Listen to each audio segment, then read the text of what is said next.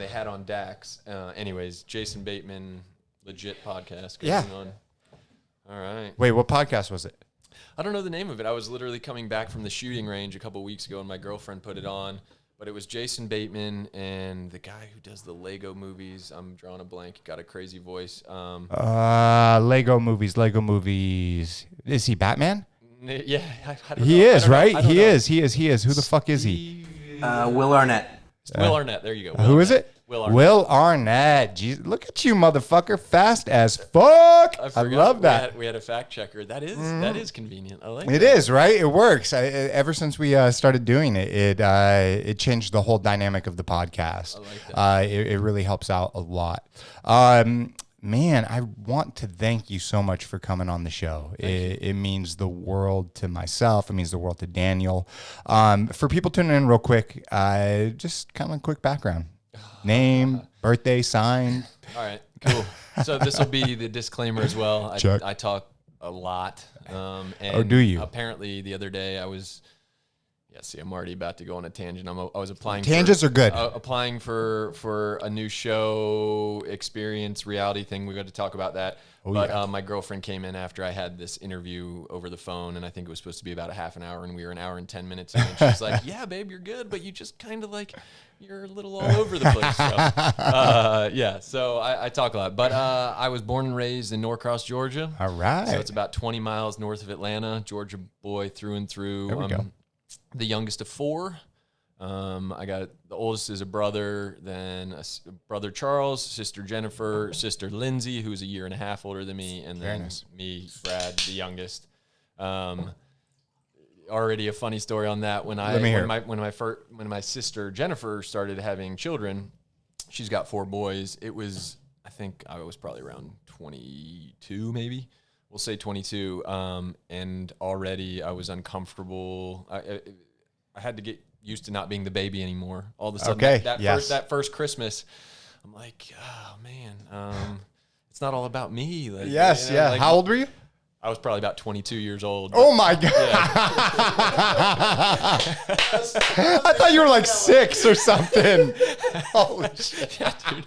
I was the baby. That was my thing, man. I was the baby, and I love opening every present one at a time. Everybody watches everybody else, and then you get the young kids come in and they're screaming and they're excited and they don't understand the whole idea of waiting and sipping it slowly, you know. It's like a fine wine. Exactly.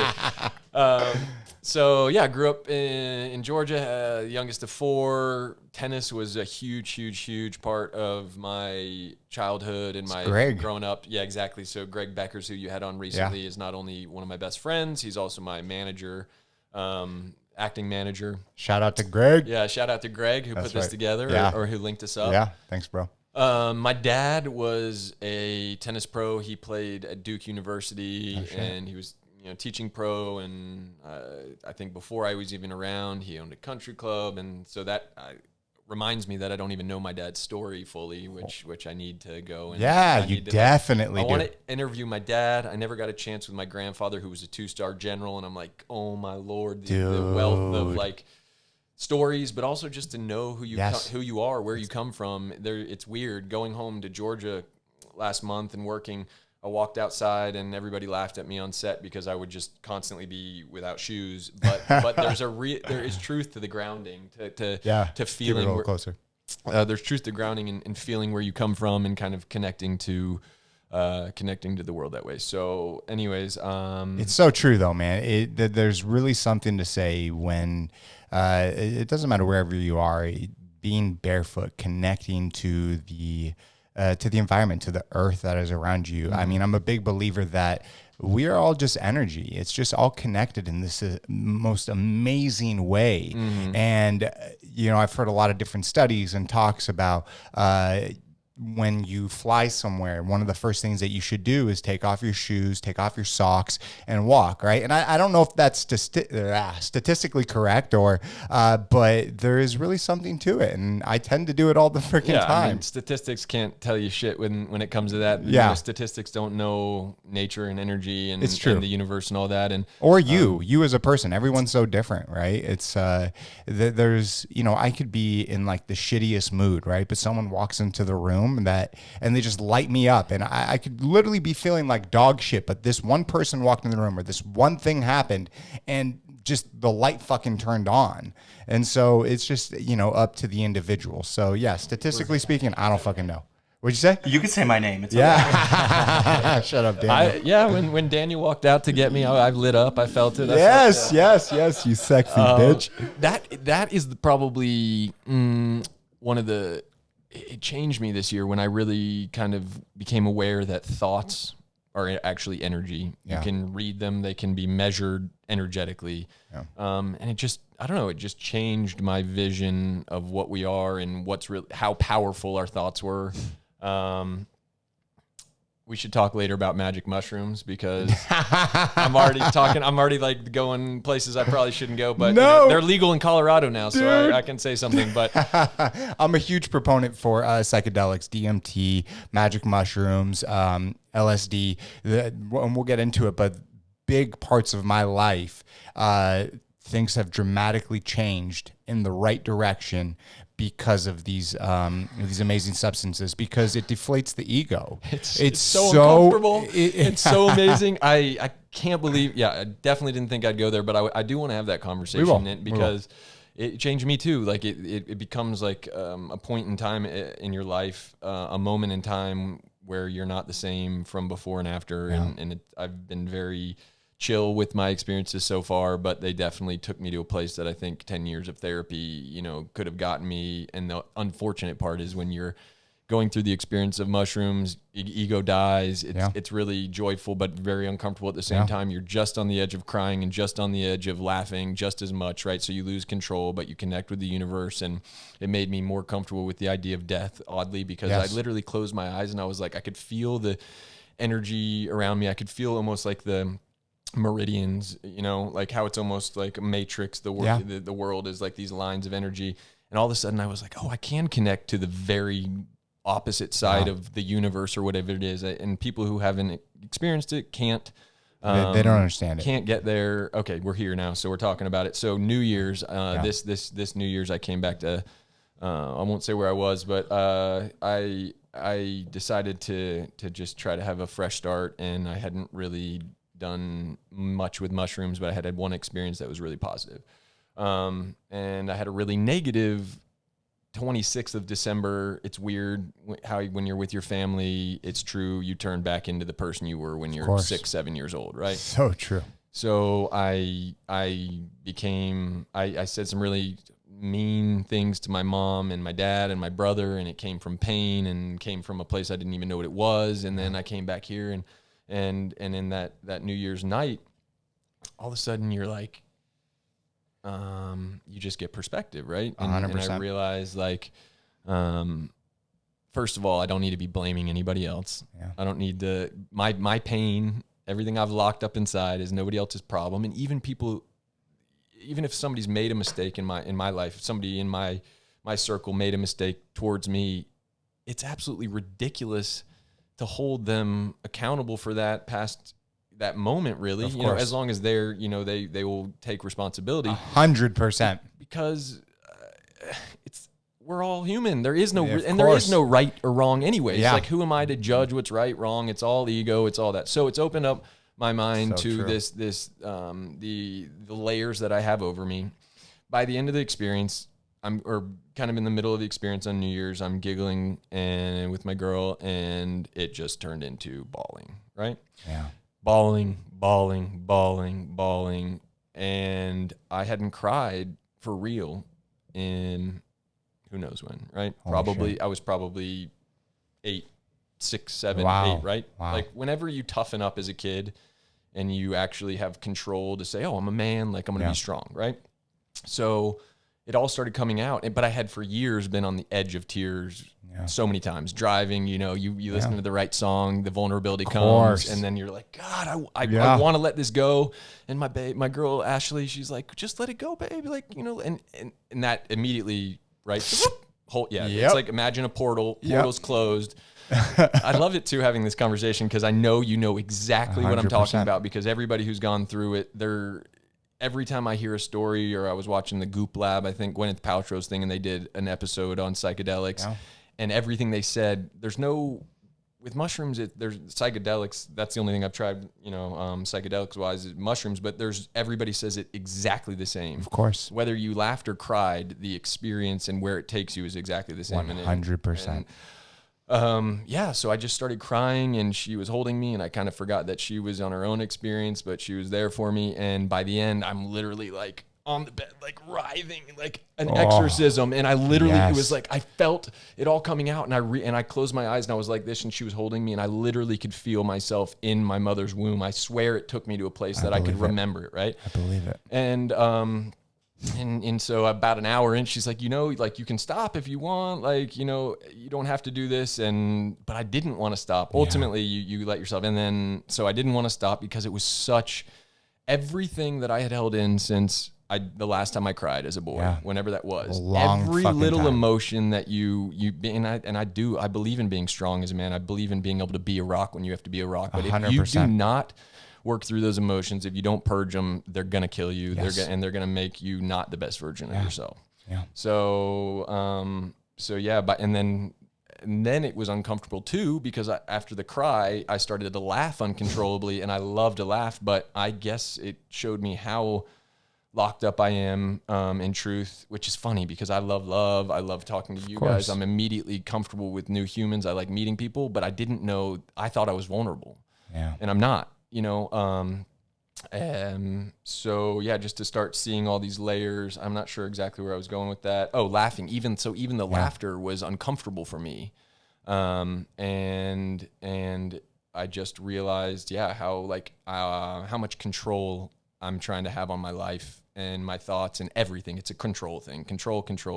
So many people go through that same experience. So many people. For me, and I talked about this so many times on the podcast, and I don't need to even go down that rabbit hole, but for me, LSD got me to quit smoking cigarettes. There's one experience, right? Psilocybin saved my fucking marriage. DMT saved me from committing suicide. It is real fucking facts that there is something really powerful within these tools. Mm-hmm. I don't look at them as drugs. If not, you can use them for fucking fun and partying, which I don't suggest. It's not the way, it's man. Not. It's not the way. It's not. You said something earlier.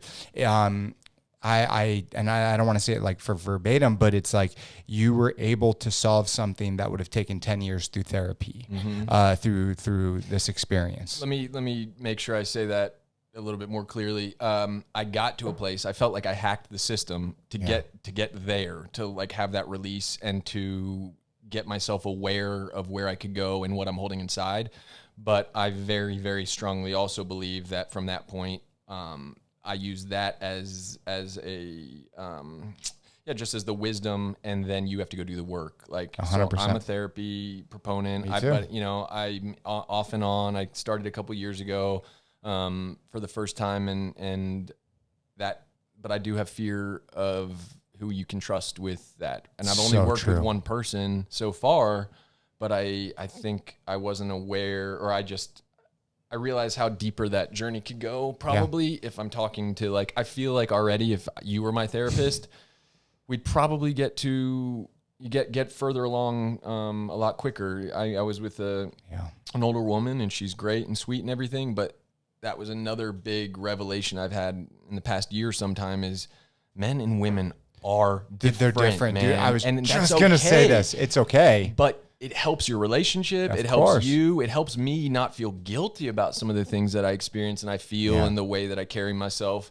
And I had that talk with Ashley, my girlfriend, and I think it's really healthy for us to remember that. It's like we are different beings. Yeah. We're the same and we're different, but we're all chemically. Biologically, we are fucking different. It's just facts. It's fucking facts. And so, not to cut you off. No, please. What was the reasoning? And people that listen to this, I am not sexist at all. Mm-hmm. But for me, Brandon, who is my therapist, has changed my fucking life. And I always wonder why, like my wife, if she decides to go to therapy, I asked her if she'd see a man or a woman. She said a woman, because that's who she'd feel more comfortable with. What was the decision for you to, go to this therapist compared to a man? I literally knew it was something I wanted to do, and I can get bogged down and have trouble making decisions. So a buddy of mine happened on that day or a couple days before, said, hey, I see this lady. She's great. I hit her up, and she had an opening. So I went, and that was it. So I never did the dating of therapists. I get that. Therapist dating. And it sucks. Literally. Yeah. See, that's the funny thing. I literally had this conversation a few days ago with my girlfriend, and we're both kind of looking to get back into that.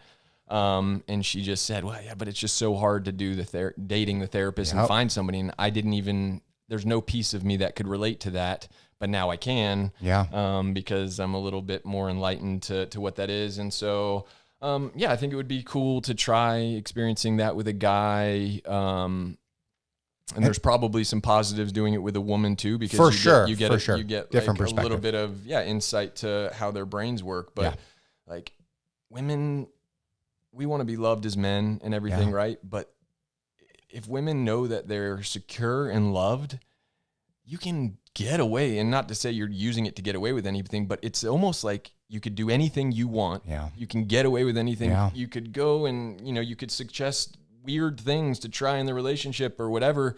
But as long as they know that they're loved and they're secure, then that's what it's all about to them. And of course, I haven't really figured out what it's all about to men, but even just the idea of bits of appreciation, my friend. Even respect. Just knowing like, hey, respect and appreciation. Women feel the love, the emotion in love, and men want to feel the respect in it. They're both the same emotion, but it's what we grab from it. Of course.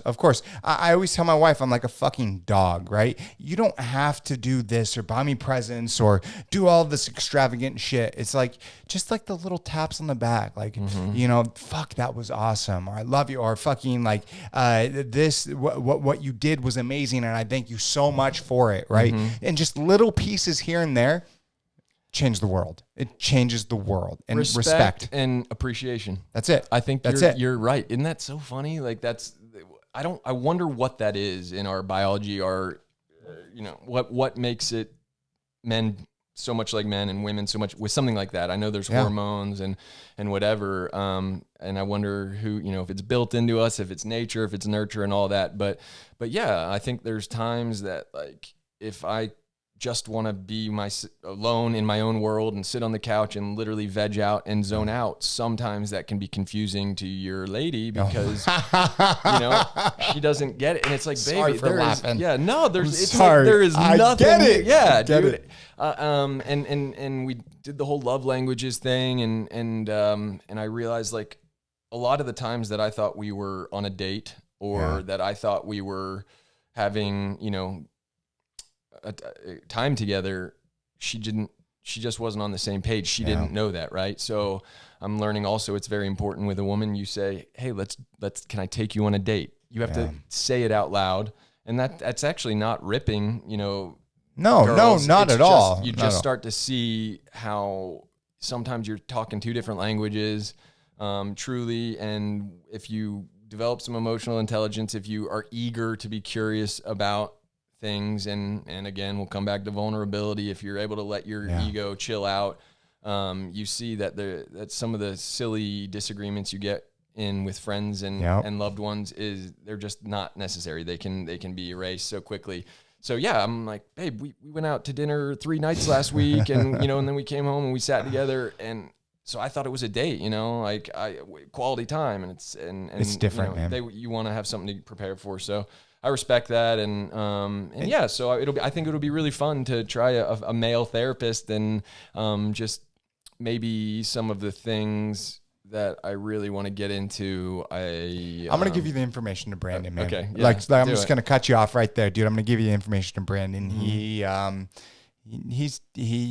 once you feel comfortable and he feels comfortable, right, and you start sharing your feelings and all of that, there's a lot of the same ideas that you're talking about, that I'm talking about, that he has, right? It's not this big, like this big fucking bubble, right? Of the way it's has to be. No, it's the way it is. We're biologically different, and that is okay. And being able to speak to him, and for me, at least, being able to talk to him and share my feelings and be able to work through shit, it has changed everything. I mean, he goes above and beyond to the point where, like my sister and I, like when my dad died when I was 17 years old, by the age of 19, my sister moved in, has been living with my wife, and my wife and I have been together for 17 years. Ever since fucking long time. Wait, so you still live with your sister now? My sister lives with us. She rents a room. Yeah. Let's get that straight. We have a guest house, and she rents a room. I kind of love that. But I love it. July 2021, she's got to go on her. It's time. It's fucking time. Get out of here. That being said, no more enabling. That being said, the issues that I'm having with her, we talk about that and we work through it. But he got to this point where he goes, "Is your sister going to therapy?" And I was like, no, she's not. And he was like, "I got someone for her." And so what he did is because my sister had some bad experiences with therapy in the past, he set up the very first meeting between myself and Brandon, the therapist, the female therapist, and had my sister come in. It changed fucking everything. To even be able to do that, like that small gesture of doing something like that, it blew my mind away. And I asked him, I'm like, "Why did you do that?" And he goes, "If I can help your sister, that's gonna help you." And I was just fucking blown away. Plus, it sucks if you wouldn't be happy if you worked out all this and then you knew your sister was still going through that. Yeah. My mom just said it the other day. I'm only as happy as my saddest child. And it's like, that's the scary part about family. I desperately want to create one of my own, and I love my family, but having a big family is tough. I'm still trying to reconcile that, like how not to be so attached to their emotions because I love them so much. And I also think that might be, I've had Ashley, what is love to you? What is the definition? I'm like, I don't even know. I don't know. But then that kind of came about during one of my rides as well, was I guess love is truly not being able to bear that this person, that their consciousness is not feeling happy or okay, right? So that's love, man. Yeah, I think that's getting love. Down to it is just literally sitting here and being like, I want to know that consciousness inside that head, which is also weird to think like, wait, there's a separate entity in there. Like we are literally like, what are we? I don't know. It's fucking crazy to think about. But that's cool. With your sister and doing that. So was that session successful? Did it get, did you guys go places that you had never been before? Yeah, we had already done a session before, just between the three of us. So my sister, myself, and Brandon. And then from that, he realized that she needs some fucking help. And that's okay. We all do. Yeah, it definitely was. It was a wake up call for me because it was kind of a lot of shit that I'm doing in this household. It's like I'm the type of person that if I'm having a bad day and I walk into the room and everyone else is having a fucking good day, well, now they're gonna have a bad day in the house. And it's not because I do anything. Like it's not because I'm like fuck you, but it's just the way that I'm looked at, and I guess in this household that I never even realized. And I asked my wife the same thing, and she said, "Yeah." She said, and it's kind of the difference because you're alpha and beta. Yeah, because you're revered, because you're a leader of some sort. Guess. People, even feed off your energy even more. Yeah, it just reminds you. You gotta. It's sort of, it's doable. It is doable. Not to be happy all the time, but being glass half full versus glass half empty is doable. But it really takes practice, man. I did the gratitude thing a couple weeks ago. I was sitting in the sauna, and a lot of us have probably read these studies recently how gratitude, doing a gratitude list or whatever, literally can rewire your brain. 100%. And it sucks because when you can just take a pill or smoke some weed or whatever, like drugs that are that immediate head change, that's why you crave them, right? Because you can feel different like pretty quickly and without work. But so the gratitude it didn't really excite me, but I knew I would support it for anybody to do it. So anyways, I'm sitting in the sauna and I was stressed and I'm like, I'm just going to try this gratitude thing. And I started saying them out loud. I'm grateful for my family all being alive, for my family being healthy, for this job that I have, for my nephew, without trying, it starts to put into perspective the things that you actually care about, because I don't know myself, you know, and, as well as I think I do. And then immediately I was aware, I'm smiling. And then I had that happy feeling, that little feeling you have when you take your first couple sips of coffee in the morning. But that is almost more maddening, I think, that everything could be, and the first time I ever did mushrooms as well, what did I take out of it the next day? I took, happiness is right here. Yeah. It's here. Everything is right there, right now. You just got to let it be. You got to let it be the front. Let yourself access it. So it's maddening to me to know that I could overnight change certain things about me that I know would make me happier, more fulfilled, and sleep at night better, wake up in the morning happy and sleep at night peacefully.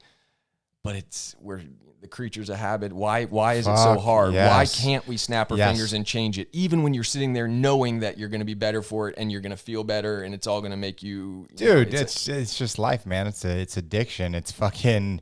if you look at your own life and know that you're doing something and it's whatever the fuck it is, it's wrong or it's not good, but there's some reason that we continue to do it, continue to do it. I don't know exactly what that is. But for me, it's a lot of addiction. That's what it comes down to. What is an addict to you? What is an addict to me? Like your general, not a drug addict, but like what does it take to become addicted? What do you think? I think that it's something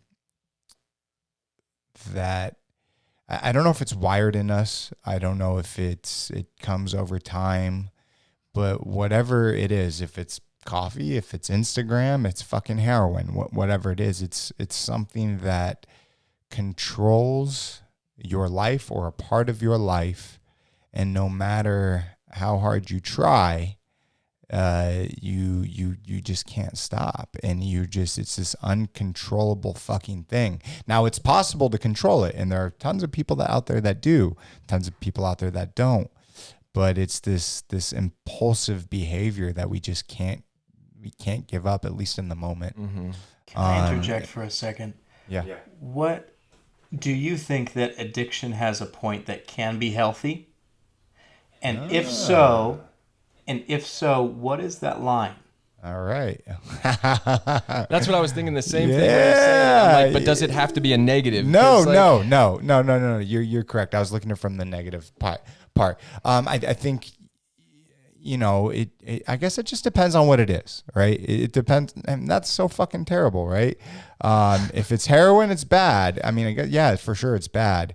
If it's Instagram, it's bad. But if it's fucking, Jeff Bezos work ethic or Elon Musk work ethic, is that bad? I don't know. For me, where addiction can be good is this podcast.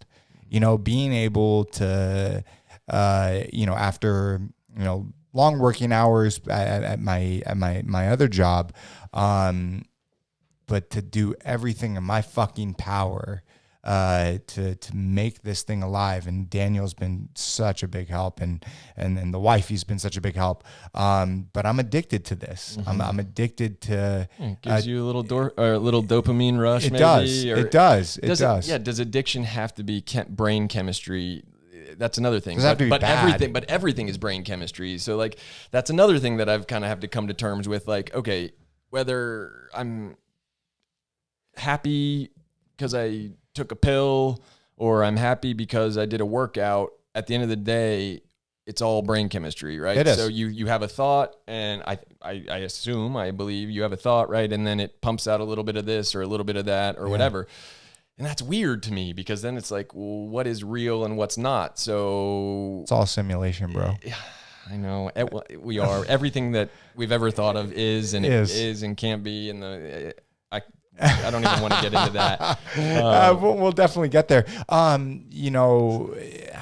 don't know, man. I don't know exactly, but like my work ethic is an addiction For sure. Like for sure. Like anyone, you know, from my wife, my friends, my family, it's just fucking nonstop. And I am not happy unless I'm doing fucking 10 different things. It's just my life. Or like now, I'm not in as good of shape as you, but every single morning I get up and I work out for an hour. And if I don't, I feel like dog shit. And it's like, even like when I'm camping. Do you think that's mental, or do you think that's a physical thing? Because both.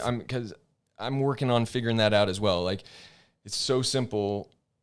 Last week I had worked really hard. I shot a show, and then for the past 3 weeks since I wrapped, I've just kind of let myself do whatever I want. But I'm every day getting a little less happy, and I finally got back in the gym, outside the gym, but I finally got into some fitness the other day, and Ashley was saying, oh, you know, I just don't want it to be, she doesn't want me to be a vanity thing. And sometimes I think it is, but no, it's not, because... Do you feel good? I mean, physically, it just feels good, right? Fuck yes. But the biggest thing is it feels...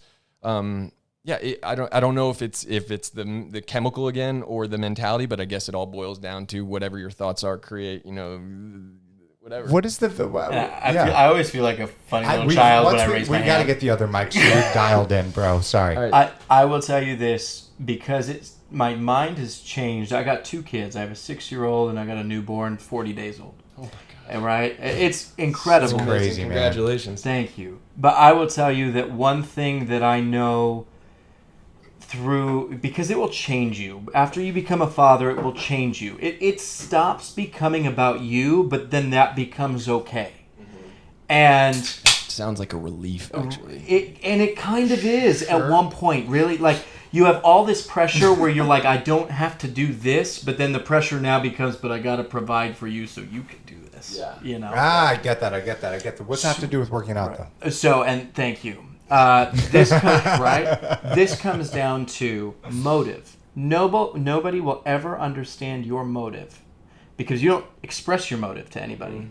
Your motive can be, I want to look good because I want to look good when I look in the mirror. If that is what drives you, wrong. That becomes vanity. I don't think that's wrong. If you want to look good because you want to feel good, because you're being the best version of yourself, it's different. I will tell you, because you question it, that in and of itself tells me the person you are. Your motive is the type of person that you question your activity. That's true. That is huge. Sorry, I had to make sure it's true. You knew that. I'm digesting that a little bit. Okay, so you tell me this. What does it uncover? But 3 days in already, I'm more okay in life. I can go to sleep and feel okay because I knew I did the work. So I don't know if that's like a biological thing. Oh, your body is getting, you know, you worked out, so you're getting more dopamine or endorphins or whatever. But I think it's more about that. Like, my mind races so much. Like, what do I need to be doing? What do I need to do more? You know, as a child, as an athlete growing up and training, like, and you realize as you get older, oh, if I had just put in more work, I could have actually made it pro or whatever. Yep. So I think a big part of anything for me productive is just being able to go to sleep knowing that I put in work, that I went forward. That's it. I can't be on a hamster wheel. I can't do it. No. I cannot live life feeling like I'm just living. Like, I have to have a goal. I have to have something I'm working for. I thought I didn't want a boss, and I thought I hated structure, which sort of is true. But I need accountability at the same time. I got that. And when you find the right person, partner, friend in life, and I think you can have multiples. You can have your loving partner, your girl, your relationship, and then a good friend. And so often we pick bad partners. Why? We do. Right. Why?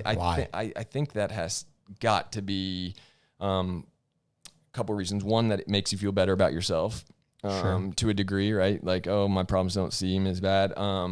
And you feel bad for the person. It's easy. Actually, I don't know, but I have, like, I'm thinking of one friend. Went through this whole cycle and brought it back to you, don't you? Yeah, I don't know, because, like, why do I do that? It's almost out of pity or whatever, but I have... You feel bad. Feel bad. I have a friend, but it's not just that, because there's a lot of people I feel bad for, but I just know that there's certain friends I have that talking feels good, and it's a back and forth, and we're listening, and they inspire me, and vice versa. And then I have other friends who are victims constantly, and this is why I'm not succeeding, and the world is beating me down. I don't mean to be disrespectful to your friends, but I mean, I do it at times. I've too, done it. I've done it. It's the not the pity, but the friends. It's the worst way to come at life, and that's going back to what we said earlier: glass half full, glass half empty. Yes. It seems so simple. I think it actually is, but even though it's simple, you still have to practice it to get to that place. But the gratitude thing that I talked about as well, and picking the right friends, I guess that's the best part about therapy and about growing and developing emotional intelligence and being vulnerable and getting deep in there, is you realize like, oh, life actually can be way happier and way easier. You're going to have work to do and stuff, but like there is a way to do it where you can, be at peace, where your mind isn't constantly going in circles about what you forgot, what you need to do. But is that bad? Is that bad? Yes. Why? Because my mind is constantly trying to improve. That's not on the negative side, like, but how can I make this better, or something I fucked up? Dude, even like this past weekend, we had a podcast with this young activist, and I just had this thought in my head, like, why didn't I do this? And this was like, 2 months ago that we did the podcast, but it's just been like kind of eating at me, like, why didn't I do this? Why didn't I do this? And then I came to the realization, like, okay, well, next time this situation happens, don't fucking do that, right? Reflection's great. It is. I'm not taking that away. I think why I would say it's bad, and I'm kind of putting this together in my mind right now, but it's like if you're spinning out over it, you already should have done it. You know what I mean? That's true. Like I read the book, The War of Art, not The Art of War, but The War of Art. I've not read that one. I've read The Art of War. So a lot of artists have read it. It's kind of geared towards a writer specifically. But one of the biggest things is your resistance is the strongest right on the verge of a breakthrough. So all that, like, oh, I can't do this, I don't want to, but I like, is right when that's when you got to do it. And that goes hand in hand with the things that you constantly are thinking about that are pushing you are the things that you need to do the most. Yes. So reflection and thinking about life and trying to get perspective, I think is wonderful. That's a different, but that's different than what you're talking about. But yeah, just letting yourself literally spiral in your head, and that anxiety, that pain, that you literally can feel yourself dying every second. And it doesn't have to be that way. I think it's just like, let yourself reflect, make it purposeful, do it on purpose, and then make a decision and go with it and trust it. I was listening to the Mike Tyson, Joe Rogan podcast on the way up here. Great. And he said something about fear or whatever it was, anxiety, one of these things, and how it's a positive because it's an impetus to change. And I agree with that.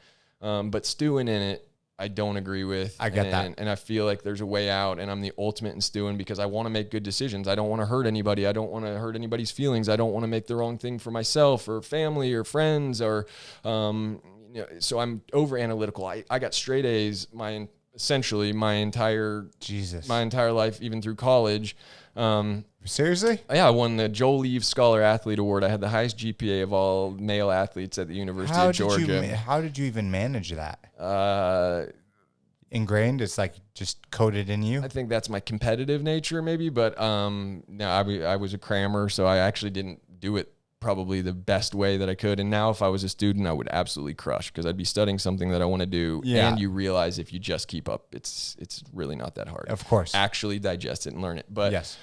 Where was I going with that? Well, wherever the fuck you were going with that, what I want to do is I want to bring it back to your story because that was kind of really important. You grew up in Georgia, right? Yes. Same house my whole entire life until a couple years ago. I had my first 30 Christmases probably in the exact same living room. Holy shit! Yeah. So. What was that like, and what was life for you? Was it a small town? Was it was it super heavily influenced by sports? What the fuck was it?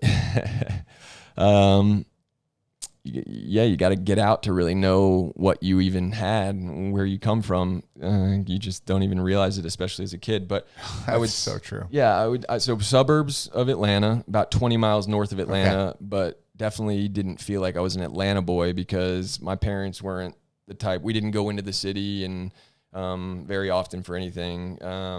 So I didn't really experience Atlanta and everything. I just had my little community in Peachtree Corners. Everything was Peachtree. I went to Peachtree Elementary. I lived in Peachtree Station.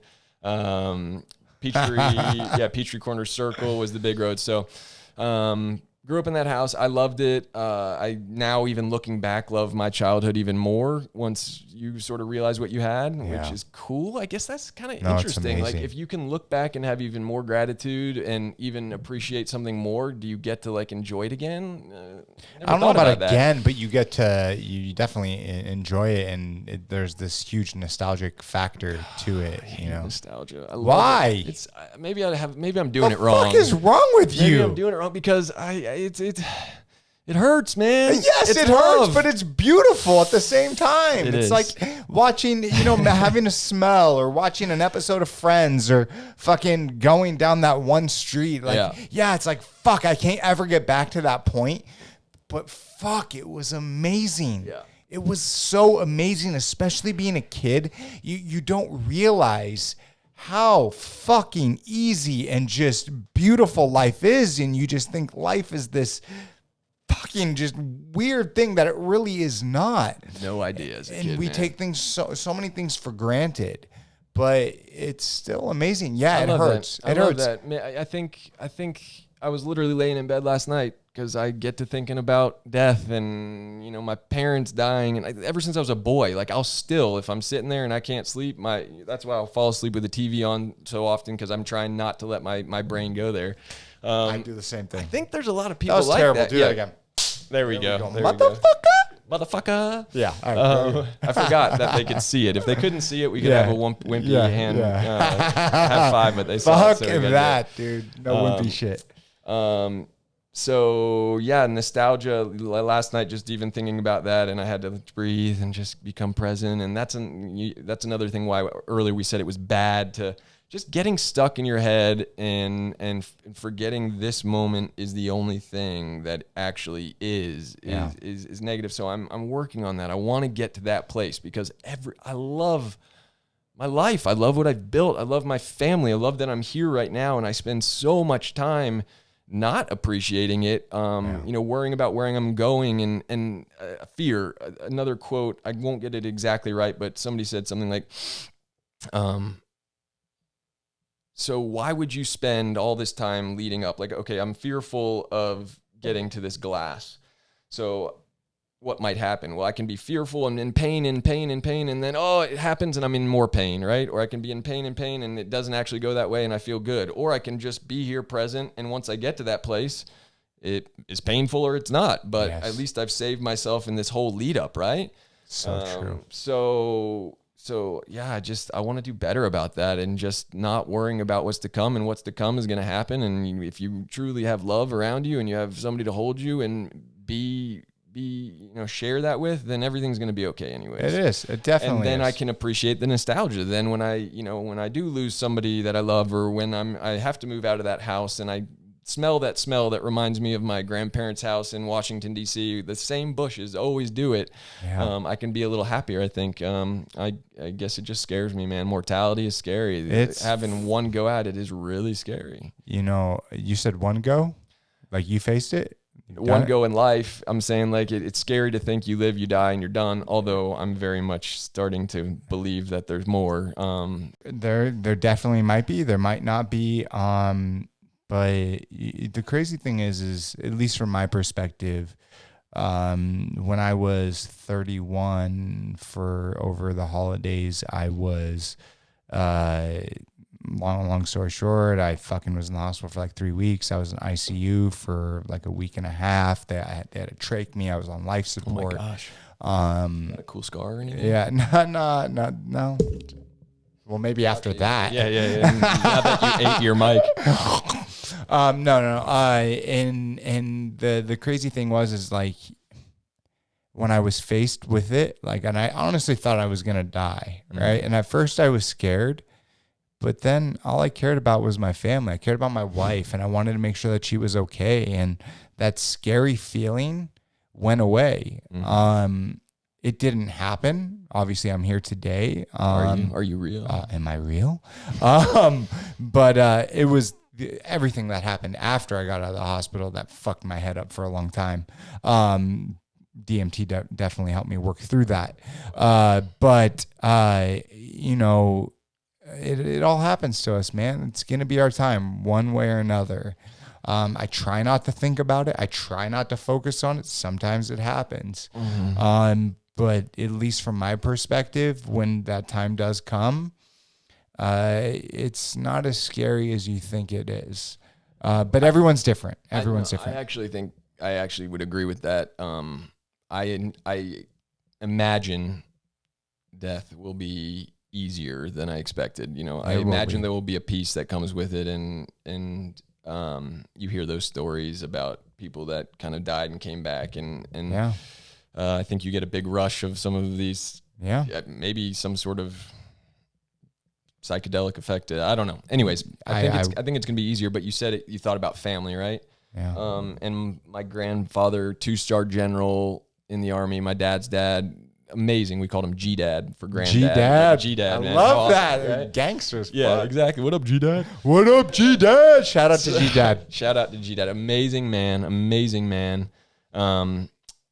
But he wasn't like, you wouldn't get the hug where you're just, it's not like the mother's bosom hug. It turned into handshakes, right? And when my dad started to try and just do handshakes with me, I was like, nope, we're hugging. Like, yes. I want to hug you, man. I love you. I want to, like, we're not friends. You're my dad. But even towards the end, I remember my mom saying that he even was like, it's all about family, which is just interesting because he wasn't that guy. I mean, he was awesome and fun and friendly and lovey, but he was still a general.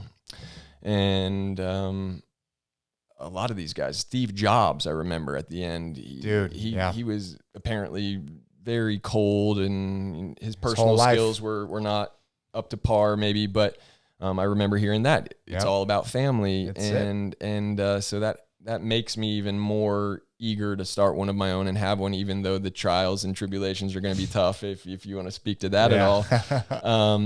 And I'm excited, but that's another thing that actually gives me peace about my career and money and where I'm going, is like, at the end of the day, it really is just about sharing my heart with these people that I love, and you can build your family and your friends can kind of become your family, but like, let myself appreciate that. Let myself and be happy all day, every day, because I have this amazing network of people that love me, and I don't even know what I'm saying, but it's just like, no, it makes sense. Dude, it's everything. Everybody who dies and you would think would be crotchety and rigidy, everybody comes back to its family and love. That's what it is.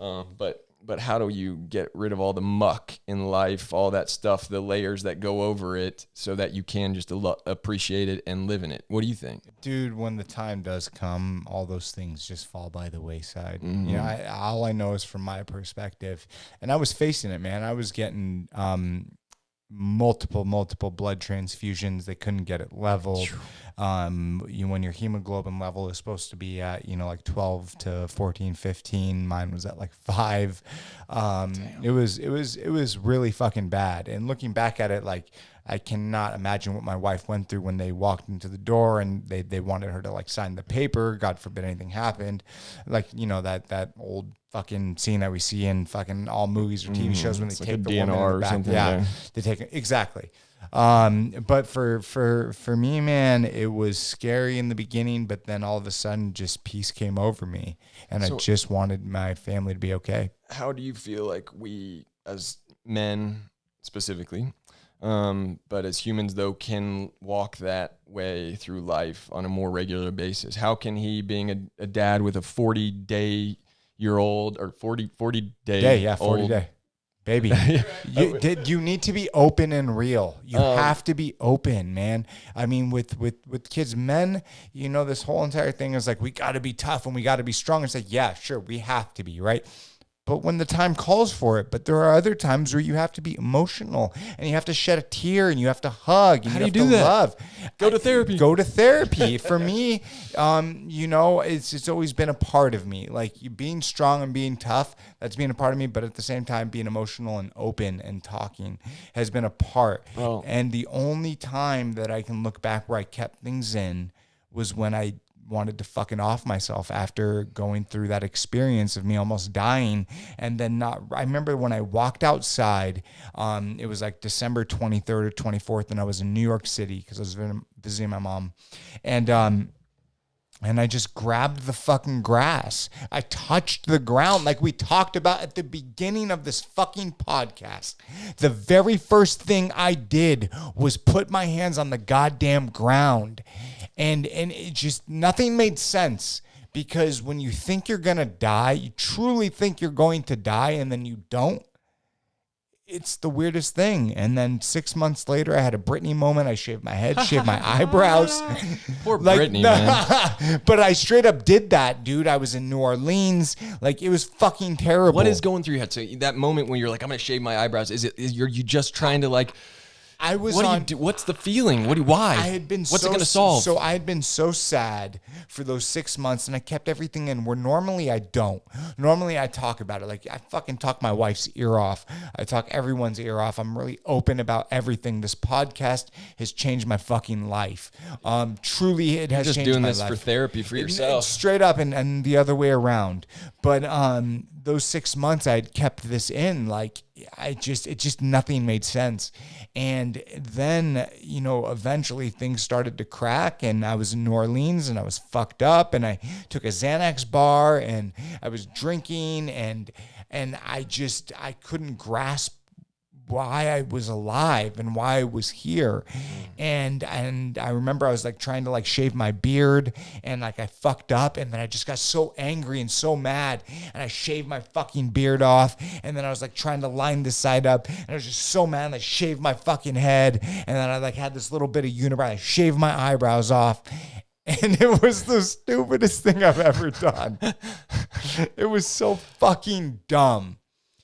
But it was like shedding a fucking skin, because ever since that it wasn't since that moment, but it was a week later when I went through that DMT experience, because my buddy had been saving DMT for me, and because I wasn't ready to fucking do it. I wanted to do it when I was ready. Yeah, that one sounds scary. It's a lot. And I remember, and I'll just talk about it again, and then we're gonna get back to your story. I remember I got home from this trip, and I hit up my friend, and I was like, I need to do this, man, because like I'm gonna fucking off myself, like straight up fucking kill myself. And so I go to the studio that we recorded at as we were kids, because I was in this band called the Dream Team, and it was a lot of fun. But that being said, so I get there, and I sit on this bed, and I take the first hit, the second hit, the third, and I do 4 hits, because I know if you do 3 hits, you're like here, 4 hits, you're just past it. And I remember falling back, and I was laying on the bed, and I instantly, like, I felt like I was naked, dude, like fucking naked, but I knew I had clothes on, right? And I look up, and I see these eyes, and I see this face, and all I can think of is like, this is my dad. Like, this was my fucking dad. And I start having this conversation with him, and I'm like, Dad, I want to, and my friend even says like he hears me talking, like it sounds like I'm talking to myself, but like I'm hearing someone. I was like, Dad, I'm done. I don't get it. Like, I don't know why I'm here. I thought I was supposed to die. And like, I'm crying, and he goes, Brock, he goes, it's not your time. You have a lot to live for. He goes, it's not your time. And then he left. And I DMT is not that long of a trip. You can feel like you're in it for hours. I felt like I was in it for hours, but it's only like 15 minutes. And I remember coming out of it, that feeling of wanting to kill myself instantly fucking gone. I don't know how many years of therapy I would have had to done. I don't even know. And that that stayed with you, like not just to for this the next day. day. Like to this day, you really feel like there is no you? fucking way I would ever off myself. There's no fucking way. I never was that person. But going through the experience of me almost dying and all that shit, like I couldn't cope with things. Right. But ever since then, like no fuck that, dude. I think that was your I believe that was your dad. No, like, it was I my believe dad. It really was. It your was dad, my dad. Man. It was my dad. It was my dad. Yeah. Was it him? Energy, spirit, ghost? I don't fucking know. It's him. Yeah. But it's or is it my consciousness? Right? Whatever the fuck it was. We don't even know what we are anyway. Exactly. So what is consciousness? God. I don't know. But it was. It was by far one of the most amazing experiences of my life, and it saved my life to this day. It's amazing. And I wouldn't be having this conversation with you. Yeah.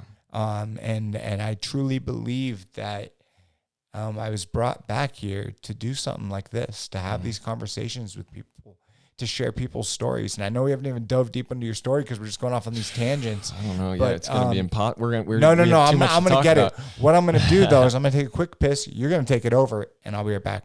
All right. Nice.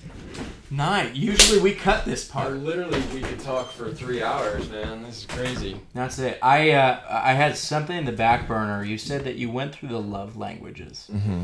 Tell me about that experience. What was that like? What was it like going through it? What did you learn about yourself, and what did you learn about your partner? Well, I think with those kind of like games, or just getting into it, I think I was I was going into it a little bit uncomfortable and not really giving all of myself fully. Just I don't know why. I want to be able to fully lean in, but there's a weird piece of me that just starts to feel prickly about fully letting myself love. So something I got to figure out. But I think it just made me aware of the language thing in general. Like, at least when we're speaking and you're speaking Spanish, I'm speaking English, right? You know that you're speaking two different languages. But when you start going through the love language quiz and seeing, how what each of you needs from the other or from a partner, it opens up your eyes that you literally could be living in two different realities. Perspective is reality, and I truly believe that, and just how you see things. I mean, one person can truly see a red and white stop sign, and another person could see an octagonal frisbee. I mean, whatever. The point is, it's perspective. So I think that was just a really important part of my life where it helped me to come to terms or to go forward, realizing that you got to get on the same page with somebody, like somehow to get to like that neutral zone. He asked me about the love languages and when we went and how that changed me and everything. And I'm trying to work that out in my head. But I think that the best thing I could say, is just that you realize you're not even communicating before about certain things because of the assumptions that you hold or what have you. I love your face on everywhere, by the way. God, it's such a good face. Look, he's doing the same thing. Yeah. So yeah, just in life, man, sometimes you think and you have no idea, dude. Yeah. So like, just continuing to work and figure out what communication is, I guess. Did you find out what your language was? Or the best guess? No, we both did. We both went through it. This is part of my story, but one issue I need to get better at is if you ask me, what's your favorite color? What's your favorite band? I would freak out because I hate to say, I don't want to give the wrong answer. I'm like, well, I don't really know, because like sometimes it's this and sometimes it's that. So even taking those quizzes, like personality tests or whatever it might be, I have such trouble because I want to talk to the person writing and it'd be like, well, look, I am this way, but this time I'm this way. Like I can't really white box myself in. I feel like I'm so gray, Of course, I think a lot of people are like that. I'm always afraid, or I feel like I'm outthinking the test. So when I'm taking these, you already have an idea in your mind, like, okay, I'm supposed to end up with this result, so I guess I like holding hands more than I like, having dinner, whatever it might be. So yeah, I think quality time was high up on my list, like we were talking earlier, and for her, the physical touch and maybe just like saying I love you and stuff were more important.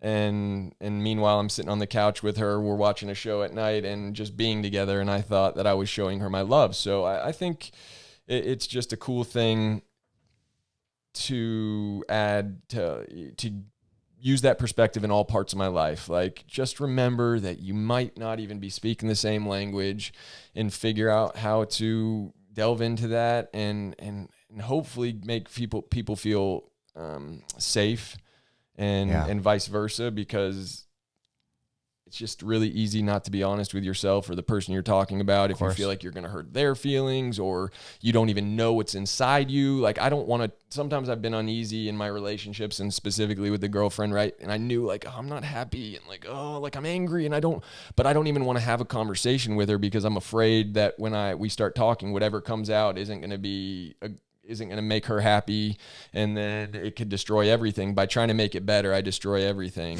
And that's another thing I think with women that I've realized, man, again, love and security. Like, even if you say something like, oh, baby, this is on my mind and it's scaring me, I don't know what it means, like, and it could be something really hurtful to her, if you lead and end with, I'm talking to you about this because I love you so much and I want to be with you, then you can kind of say anything, and the women, at least, you're right. Ashley, my girlfriend, is so supportive with that. And you're honest and you're real, man. It's really cool. So yeah, people want authenticity. And so whatever language you're speaking, I think that's, hey man, you just took me to therapy. I think what I boiled it down to is like, I don't even know how much it matters if my love language is different than Brock's, but if I'm truly being real, then they're going to sense it. They're going to know it, and we're going to know we love each other, and it's all going to work out. Right. 100%.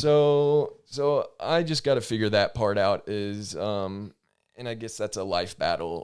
But I think it takes time, traveling is so huge. The things that help you feel small. Again, it all is going to sound trite and kind of cliche, but there's a reason that cliche is a thing, because it's real. Yeah. I was watching this new show, Away, last night, and it's about these people going to Mars, and they're on the spaceship looking back at Earth. And it's just isn't it weird when Earth is tiny, or when you're traveling and home is so far away that it puts you at this place of peace, because all of a sudden you're like, my problems aren't that important, or it's perspective.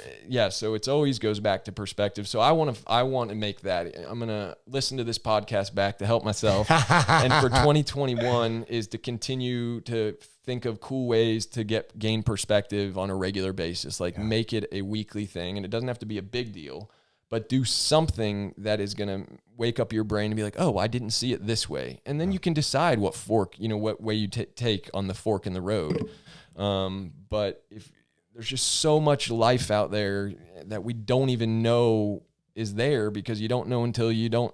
What is it? You have the things that you don't know, or you don't know. Then you have the things that you don't know, and then you have the things that you know. But the things that you don't know.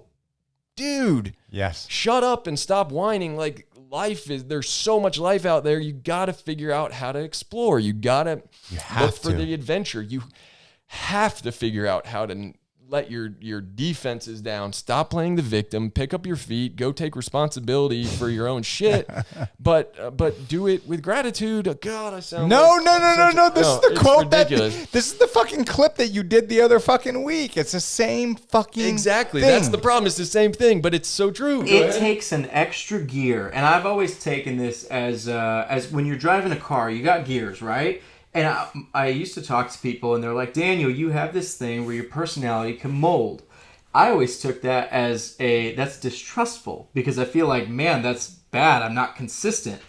It's not that. It's that you have gears. And the fact that you even hit that gear of, I don't know what I don't know, you're like 90% ahead of the game, because I can't tell you that lesson, right? Just to get there in life, how many individuals do you know that won't say that? They know. Yes. And I'll show you that I know. And if you don't know this, then let me beat you down. Because that's why we were just talking about that PC friendly. Fuck, come on. The people like that, though, that know everything, right? And I fucking hate that. That's the worst. And it's a funny thing, right? Because they're doing it usually. It's an identity thing, and it's probably an ego thing, right? So they're doing it to show you they're cool, and they want to feel good about themselves. Little do they realize that makes people not want to be around you, and like, I'm not impressed if you know everything in the world. I'm impressed if we can have a conversation and we can both be listening to each other. And I know that I'm not the best at that all the time, especially when anger gets involved, but it's defense that ruins humans, man. It's this ridiculous thing that we have to protect our ego at all times.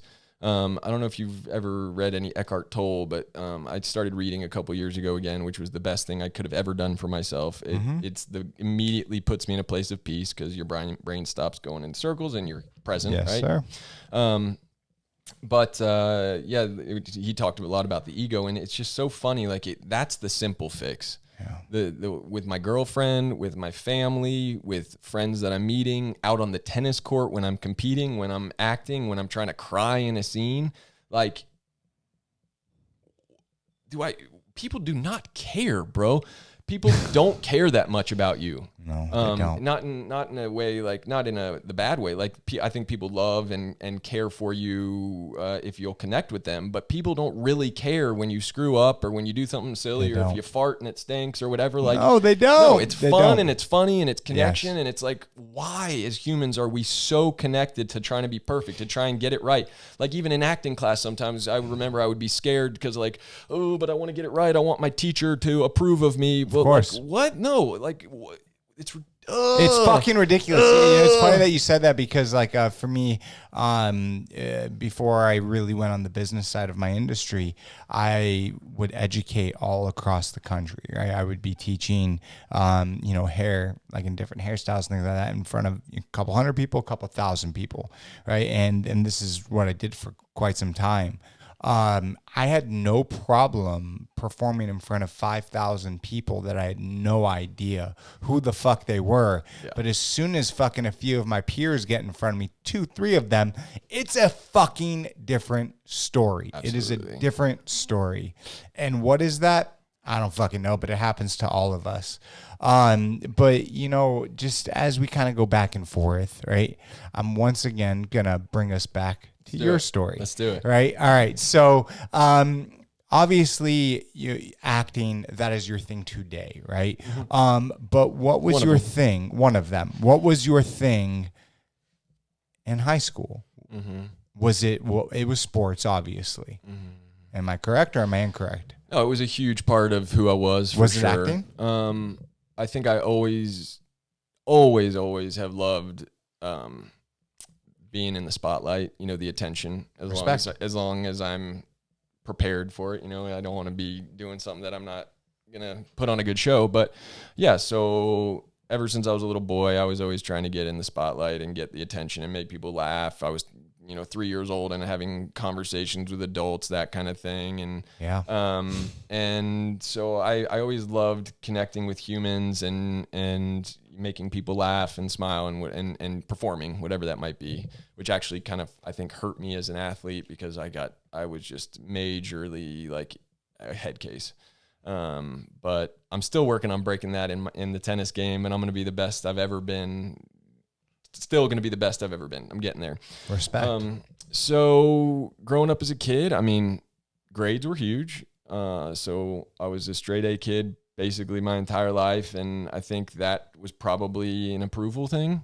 Yeah. I also came to that a couple of years ago when you realize, like, I think a lot more of my life is dedicated to getting approval from my dad and my mom still. Yeah. It's wild. Like, you just want to make them proud. Like, so I couldn't make it as a pro tennis player, which would have definitely been my dad's like dream. He wanted to have it for himself. He wanted somebody who wanted to train and really wanted it.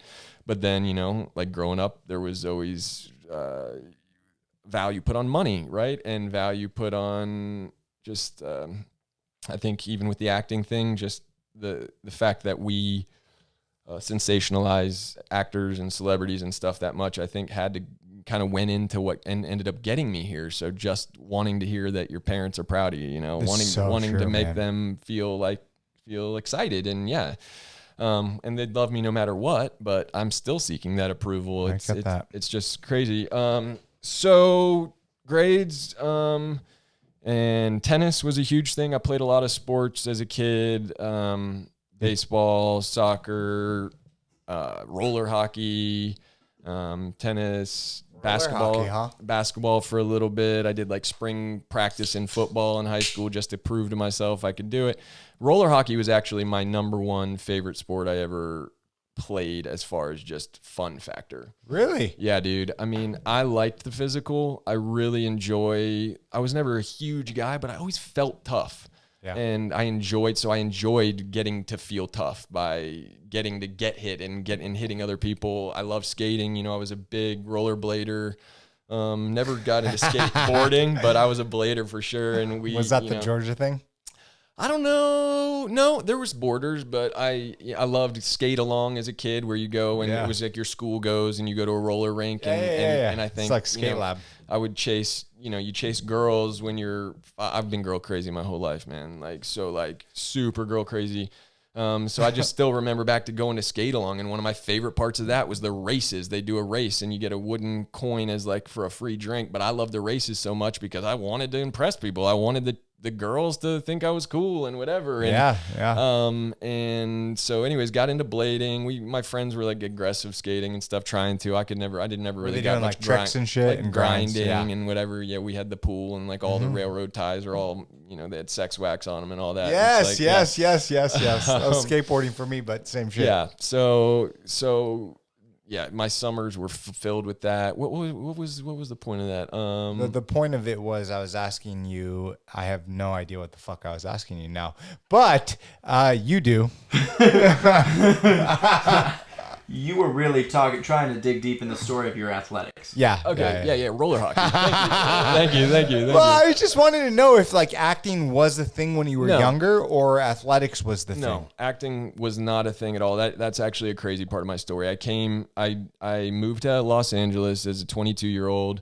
Played all the sports, got really deep into tennis. I did one play in high school my junior year. The year before, my sister had done Grease. And my best friend was playing Kaniki, and a lot of my friends were in it, and I was obsessed. I loved the movie. The songs were so good, and I wanted so badly to be up there on stage. Dude, I can't even to this day go to a concert and fully enjoy it because I'm sitting there wanting to be that person. So clearly I have an issue there. I need to figure that out. Like, I need people to be, I want to control their mind space. I want control. I want them to love me. Respect, though, for you to be so honest about that, dude. At least you know that. Yes. That's huge.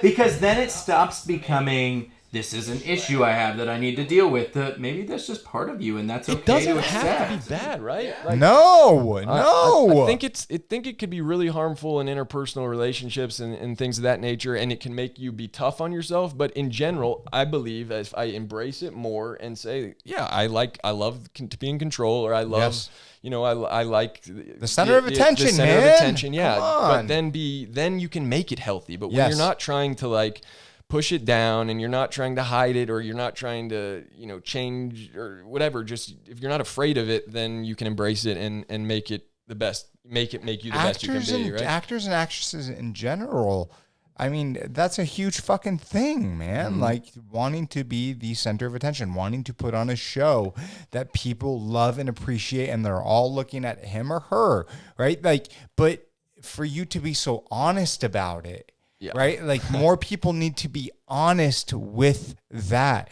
because it's not a bad thing. Yeah, dude, so many actors, I don't even want to watch myself, or like, it's not about that. Like, it's just the art and the craft, and like, that's cool. But I wonder how many of those people actually mean that, and how many actually wanted the attention. I think there are different.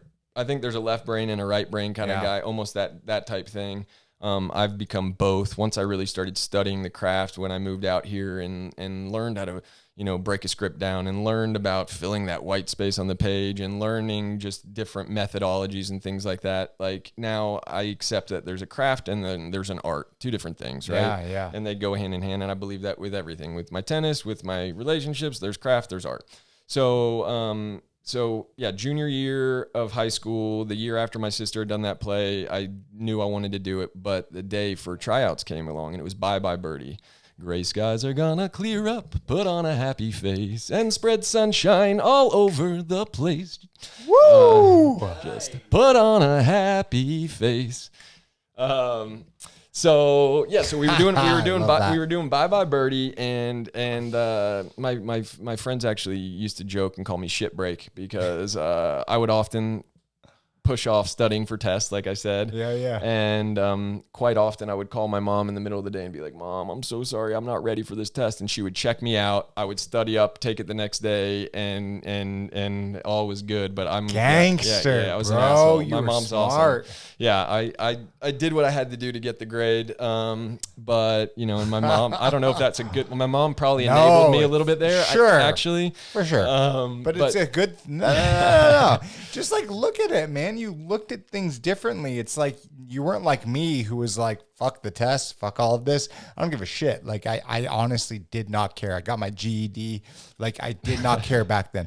Now as an adult, like I'm super into fucking studying and just fucking research. And like if I did school as an adult now, I'd have straight A's. Yeah. Back then I had straight F's. Yeah. But for you to be able to fucking not kind of give a shit, and then up to the point where you had to give a shit, you did what you had to do and then still pass, like, yeah, here's the thing though. It's brilliant. If I didn't give a shit and all that time and then gave a shit, then it would be okay. But I'm the kind of guy that gives a shit the whole time. I just sit there and stew in it and can't get myself to do these things. So I'm like, oh, I don't want to study. Oh, and I still do it, bro. Like I get to the point where if I don't start whatever I have to do at that moment, whether that's studying lines for a script or paying a bill or whatever, if I don't do it then it's too late. That's when I get started. I start that paper where last word's going to be written 2 seconds before I'm turning it in. So that no good.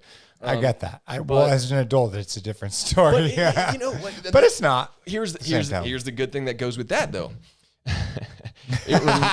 Are you making justifications for the things that you do? I might be. What it reminded me that a box. I thought I could be the most creative. If you asked me to go write a script, I thought I would be the most creative if you said you can go write anything you want. Right? That's not true. I'm my most creative when you give me some parameters. Right? You give me a couple dots. We got 5 dots on the page, and then I could go connect them and create whatever picture I want. Yeah. And so I feel like that's sort of like why waiting until you have no other option is good with certain things. Like if I didn't start writing that paper, I'm not going to get it done. But now that I have some constraints or restrictions, it almost brings out more of your creativity. No, I get that. Like you stop overthinking and you just let your intuitive side and your guts show through. So I got checked out from school. My friends made fun of me, called me shit break, and because I didn't know the audition was that day, and I had to go learn a song, and I didn't know theater at all, and I didn't know much, but I played guitar, and I had just learned Desperado with my guitar teacher. Yes. Great. Why don't you come to your senses? You've been out riding fences so long now. Woo! We gotta put a mic in front of you. Damn, I'm loving this. It's a great podcast. So I went home, learned the song, and then I came back to school for the audition, and I ended up booking the lead of the show. With my kind of first, So I had like 4 songs, and I was in like 18 of 25 scenes, and it was great. But then. After that play, it was back to tennis. I was really at that point trying to get a scholarship, trying to go big with tennis. Who knows, maybe pro, whatever.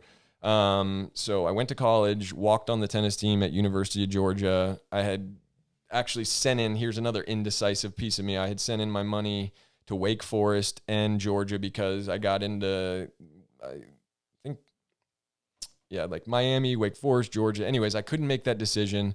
So I sent in both. Wake Forest thinks I'm showing up freshman weekend, and I ended up being like, I can go to UGA for free on Hope Scholarship if you keep a B average in Georgia, in the state of Georgia. State schools are free tuition. Or I can go to Wake Forest and spend, come out with $160,000 worth of debt. Fuck that. Yeah. So I went to Georgia, but they had they've always been top 5 tennis teams in the nation, and they had won NCAAs, and they were great. And I was good at tennis, but I was way better in practice, and I got the yips. And anyways, I never got to a level where they would have recruited me. Yeah. So I went there and I said, I'm going to give it a go. And I walked on that team. The first 2 days of tryouts, I beat 2 guys on the team. I don't know if I ever did after that, which is crazy. So walked on, which was a life-changing, one of the best, coolest things I could have ever asked for was being a part of that. Just the fellowship with the guys, but being a part of a team. And also I wanted to quit every day, man, cause it was hard. We'd be up running at 6:30 in the morning, go to class, then we'd have practice, then the gym. And then when most kids are just, done with everything and chilling, we haven't even started looking at our books yet. Right. Yes. But it taught me discipline. It continued to teach me discipline and just being a part of a team and going for something. Like if you do it, if you go for things, and maybe I'm charmed, I don't know, man, but pretty much everything that I've ultimately really put my head towards, one way or another, I've accomplished. And It doesn't always look like whatever you thought it was. I didn't play in the lineup really at all, but I ended up winning a national championship in college tennis because I showed up, and I kept showing up, and I played my role, man. I tried to do what I could for the team.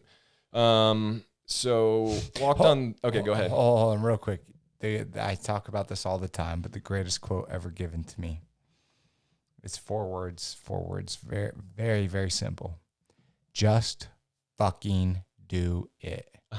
Okay, Shia LaBeouf. Really? Do it! Just fucking do it!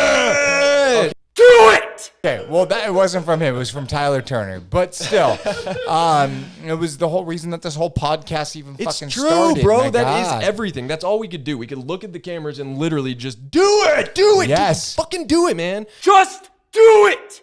Do it. I'm literally feeling what I'm saying. I mean this. Do it. Do it. Because even if you don't get to where you think you're going to go, you're going to be more fulfilled. You're going to be able to sleep at night like we talked about, man. Just show up, put one foot in front of the other, and all of a sudden all that discomfort and anxiety that you thought you were going to have about doing it starts to fade away, man. Like, it's so true. I was anxious on the car ride because it's scary. I don't know you guys. We're about to go talk. What am I going to say? And as soon as I talk to you, all that fades away, and you feel like $1,000,000, but you got to get over that hump. You do. You got to be able to do it. Dude. Before I started the podcast, probably 2019, half of 2018, right? I get through that like mental episode of my life, but I was really becoming like a recluse, man. I was like really locking myself in my house. I didn't want to hang out with people. I didn't want to talk to people. But once I just fucking did it, right? Just fucking went for it for this podcast. Like, that's why, like, in the beginning, like, we talked about, like, if anything comes out of this, right? It's like we became fucking best friends. And for me, I'm not fucking a hermit in the hole. You have no idea. You want to talk about vulnerable? We've gone into it, man. Yes, I can imagine. Yes, absolutely. But it's like, I don't know, man. In life, so many people get so scared, or they get so caught up in like the moment that they just forget, like, if you just push through, regardless of what happens at the end result, you just fucking doing it is so important. You ask all the greatest fucking business, you ask fucking Elon Musk, Jeff Bezos, like any of these dudes, right? Any of these girls that have created multi-million, billion-dollar businesses. What is the biggest thing that they've ever taken from through life experiences is their failures. Mm-hmm. The things that they did, but they failed at it. Mm-hmm. There's something to say when you just fucking do it, mm-hmm. right? For acting for you, for whatever it is for this person, what an importance it is on the long-term effect of your life. Mm-hmm. It is, it's the point, man. Yeah. The secret sauce to success is something that I feel that the majority of people actually know. I feel like if you sat down with yourself and had a conversation with yourself, you're like, I know what it takes. I've done that a million times where I'm like, well, I could tell this guy how to rock it, but why can't I tell myself? Yeah. But the discipline it takes to actually do it, very few. Yeah, sure. I love that word discipline, and I'm reading 12 Rules of Life, Jordan Peterson. And shout out to Jordan Peterson. Guys, dude, he just says it how it is. Like, well, that's what I like about him. Fucking brilliant. And I feel like nowadays in this world, some people would label him as a really, some really negative things. Yes, of course. Maybe even just for his politics. But I've enjoyed reading this book so far. And in the chapter, the most recent one I read was don't let your kids do anything to make you hate them. But it came down to discipline, right? It's scary. You don't want your kids to be sad or whatever, so you don't want to actually discipline them. But disciplining is not punishment. Disciplining is a gift. It's a reward, man. It teaches you how to achieve. It teaches you how to let yourself love yourself, man. It teaches you discipline. Discipline is commitment. Discipline is doing the challenging thing in that moment that I don't even know, dude. Yeah, discipline. Look it up. What does it say? Look it up. What does it say? Dude. Here are the definitions for discipline. All right. The first one, discipline is a noun. The practice of training people to obey rules or a code of behavior using punishment to correct disobedience. That's the negativity. Now look at the very bottom, the verb. And then the verb, train someone to obey rules of a code of behavior using punishment to correct discipline. I love it. He's reading for me. Okay, so in the second noun definition, a branch of knowledge, typically one studied in higher education. What does that say? Sociology is a fairly new discipline? Yeah. Now, please tell me why 66% of that definition is all about negativity when 33% of it is about training a branch of knowledge, typically one studied. Yeah, we say punishment, right, to correct disobedience. Fuck you, Google. But, like, let's make it positive, dude. Like, yeah, sure, punish me, man. Like, I want you to, if you punishing me and whooping my butt or making me sit in my room for a day is going to help me to learn the lesson, pick up your feet and take the first step and go for your dreams and whatever, then you're doing me a favor. And that's what Jordan's talking about in the book. Like, you're doing your kids a favor by teaching them discipline, It's for relationships and for things that they want to get better at. And so I really adore that word. It's no, I'm going to cut you off again. I'm sorry. It's so true. I think about discipline in my own life. Before my father passed away when I was 16 years old, I ended up going out with some friends and thought I was eating a hit of acid, but I took 10 hits of acid. Now, this was not a good situation, right? I thought the entire world's war police was after me. I saw airplanes and people that weren't there, and I thought the only person in this entire world that could save me was my father and my friends and my wife, who was not even my girlfriend back then, but she was my friend, was like, Brock, you don't want to go to your fucking dad. Like, this is such a bad decision. And I'm having terrible trip. I was like, no, fucking take me to my dad. Regardless of what it was, my discipline, what was going to happen to me on the long result, like, I knew that he was going to make things okay. And so they take me to my house, right? And I remember running inside and like hugging my dad and then like running to the ground and like crying. And then like my dad was having a conversation with my wife, right? And then like she leaves and he comes and sits down on the couch and he puts his hand on my head and he goes, he called me Zoidical. And he goes, what's going on, Zoidical? And I was like, Dad, I'm so sorry. I took some acid and I thought it was 1 hit, but it was 10 hits. And I'm just having the worst time of my life. And he goes, it's okay. It's okay. You're going to be all right. He goes, I'm going to go upstairs. I'm going to get Mom out of our room and I'm going to put her in your room. I was like, Dad, no, do not do that. Do not do that. And he goes, Brock, it's going to be okay. Right. And so he takes me up, or he goes upstairs, gets my mom to go in my room. Right. And so then eventually I end up like with my dad. Right. And we're talking and he's asking me like what I'm seeing, and I'm seeing this like alien battleship Galactica fucking just war going on in our fucking and it's ceiling. real. Oh, like, it's fucking real, bro. It's real. And they're about it, and he's laughing his ass off and just like this crazy shit on TV. And then I would run. I was like, I gotta check on Mom.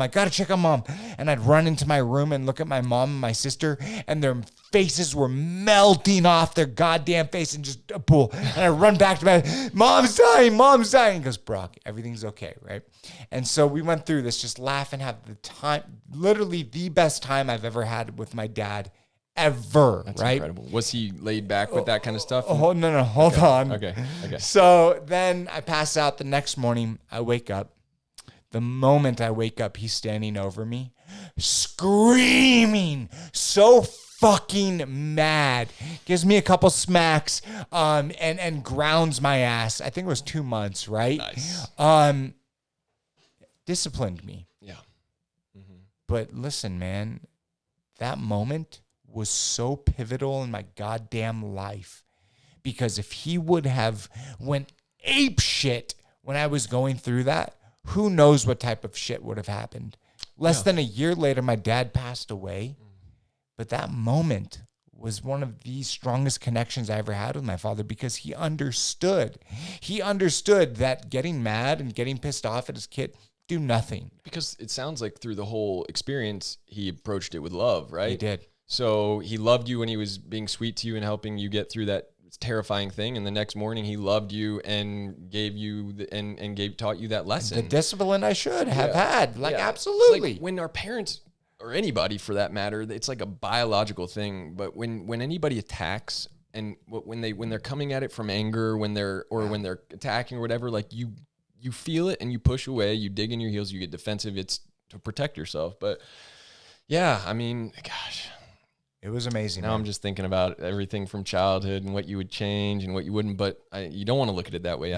Mike Tyson taught me that, man. He just, the idea of like, you're exactly where you should be, and like, don't worry about, we'll take the ride. What happens tomorrow happens tomorrow. No, you have to, man. Like, I talk about this story all the time, right? Mm-hmm. Like, it sucked when I got disciplined the next fucking day.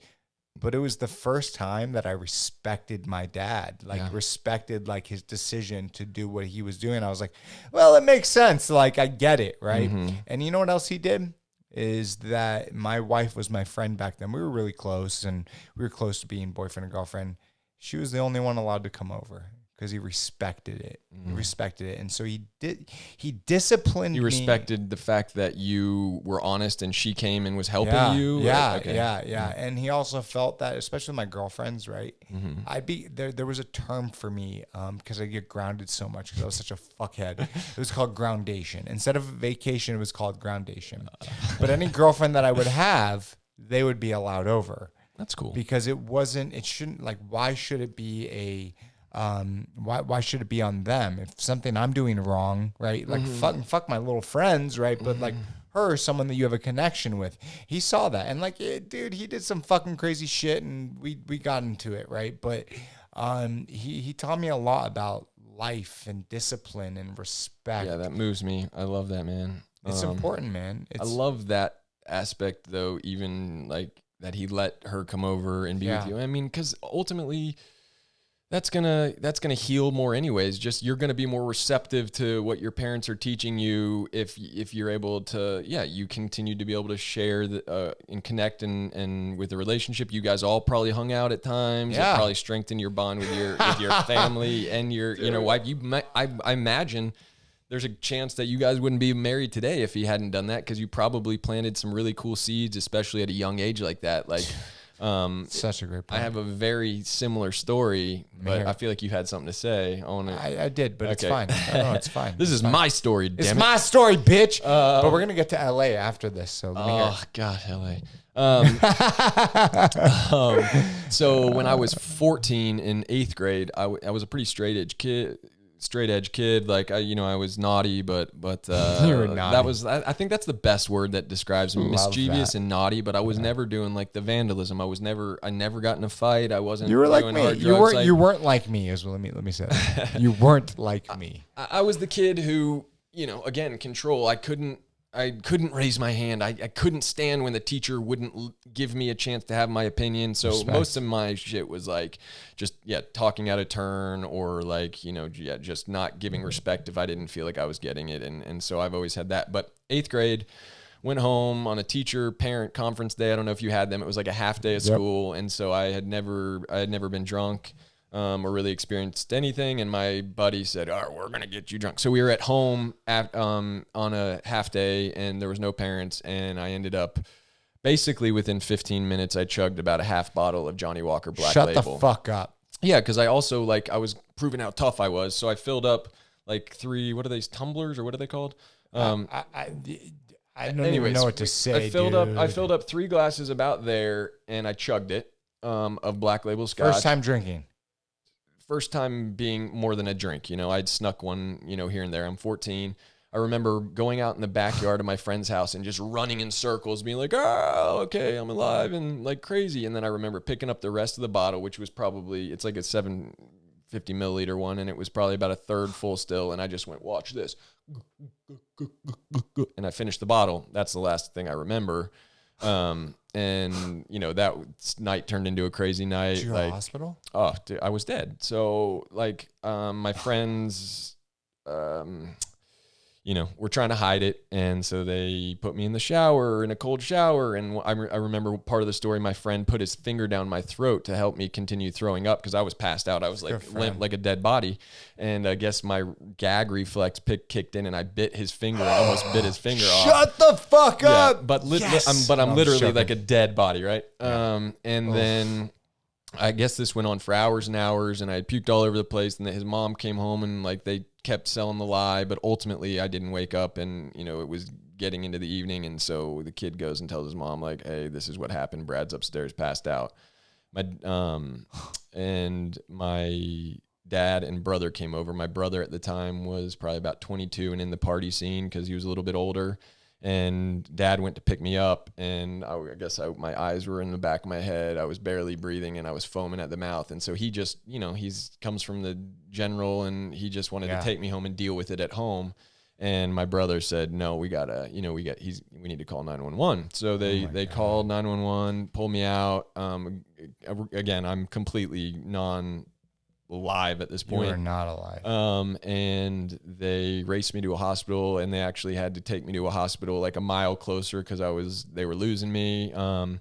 And woke up later that night, I guess. But after IVs and everything, I'd been in the hospital for a while, and I woke up in the hospital, and I was just like, "Oh shit!" I was still hammered. Dude. I know what that's like. Still hammered, but and I had never really been in the hospital. I don't know if I had ever had been in the hospital, and it I could get to emotional thinking about just because then you connect with the love that you have with your siblings. I remember my older sister Jennifer was blotchy, just red blotches everywhere because she loves me so much, and she was so scared. But as kids that age, you don't know always how to tell your siblings that you love them that way, or to really just have that. And I remember her husband, who's now her husband, was just her boyfriend, and I can still see him peeking around the door, because he came to be there for me, and just that kind of, just the energy. And my mom, I was making her lay in the bed with me. I'm like, "I love you so much, please lay with me," just wanting to cuddle. And and it was just really gnarly, man. My pupils were not reactive to light, so I guess technically I was basically in a coma. I had a cardiac arrhythmia. My heart had started beating off course. I don't know if it actually stopped beating at a moment after my IVs, and after I had already puked everything up. I think my blood alcohol level was 0.4, so it was still at a lethal level after hours of being there. Catheter, by the way, worst thing ever. I don't know if you've had one, but I'll tell you my story after. But very similar story. If you've seen The Green Mile, and when he's trying to pee and it's like razor blades, that's what it felt like after a catheter. I remember my mom was like, "Dude, just go into the bathtub and fill it up and try to pee that way to help," and that didn't help. But anyways, that's a little bit too much information. But no, it's not. So the point of this story is ultimately I made it out okay. I had a big gash in my face because I had fallen when I was with the boys still, and pulled a big decorative bird cage on my face. They had a screen-in porch. I fell out and pushed the screen out, and they caught me before I went out. This was second story. Holy shit! Just a gnarly day, and a lot of things that could have killed me, and then just having that much alcohol in my system. So my biggest punishment, I missed a concert. This was who? I guess 99 maybe. So TRL band. I'm gonna give you one guess just for fun, and of the concert that I was gonna go see. Blink-182? I love it. Blink-182. Actually, the Backstreet Boys. Okay, nice. Nice. I still love the Backstreet Boys, man. Dude, was it the Backstreet Boys or NSYNC? I saw them at Coachella. Whatever, doesn't matter. I saw Backstreet Boys in Mexico 2 years ago when I went for New Year's, and it was amazing. And they were so great. I fucking love you, dude. Yeah. How honest is you? Like, dude, how many dudes are on? Like, as an adult now, it doesn't fucking matter. But like back then, to be honest about it, it's like there's a lot of respect. But continue. So I'm 14 years old, and they I didn't get to go to Backstreet Boys, which was a bummer. I think they ultimately bought me tickets for a show the next year because they wanted me. That's how cool my parents are, man. Are you serious? You forget how loving like they are sometimes. Dude, you your remind parents yourself, they're awesome. Oh my God, I've got very similar stories, like two of them. Yeah. And so missed the concert, but the biggest punishment I had, I think I was grounded for a month or two or something. But was my mom made me write a 20-page report of first telling my story and then of the effects of alcohol in the body. Yes. And yes. Yeah, I thought that was really cool, man. Maybe not. She wanted to go put it to like then she wanted to print out copies and put it in the high school. And I was going the next year. I was in 8th grade when this happened. And I was like, please don't do that. Please don't do that. Which actually, I don't know. Maybe could have made it cool. But yeah, I mean, I think I would have respected that decision now. But as an adult, yeah. But what a better way to punishment, and then discipline's different. But what a cool way to like. You're gonna like go learn about this, okay? Yes. You can make your decisions as an adult, and you can do whatever you want, but go and actually see what's happening and understand it. And I felt like that it helped me grow up a little bit and take it in a more mature fashion. And really, that was the best way that she was going to prevent me from killing myself doing stupid things in the future. Dude, so, there was another person on this podcast at the very beginning when I started this.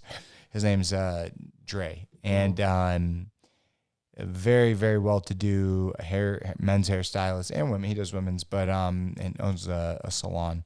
That being said, when he would get in trouble, his parents would make him, instead of grounding him, they would make him write an essay on the topic.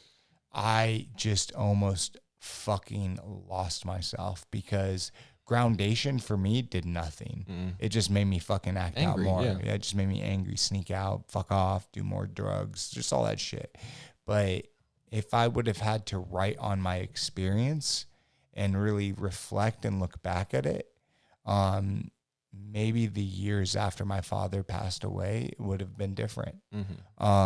But you said something that really struck a nerve is, after going through that the very next year, your parents bought you tickets, right, to go to the concert. There was a time where I was 15 and I stole $4,000 from my parents. I would sneak into my grandmother's room, who was senile, blind, and when she was sleeping, I would get the fucking the key very carefully off of her coat and go in and take money. And my parents had a thing called a kitty, which was just tens, if not hundreds of thousands of dollars in cash at that time, right? But my dad would what's their address? Be very meticulous about like what they had.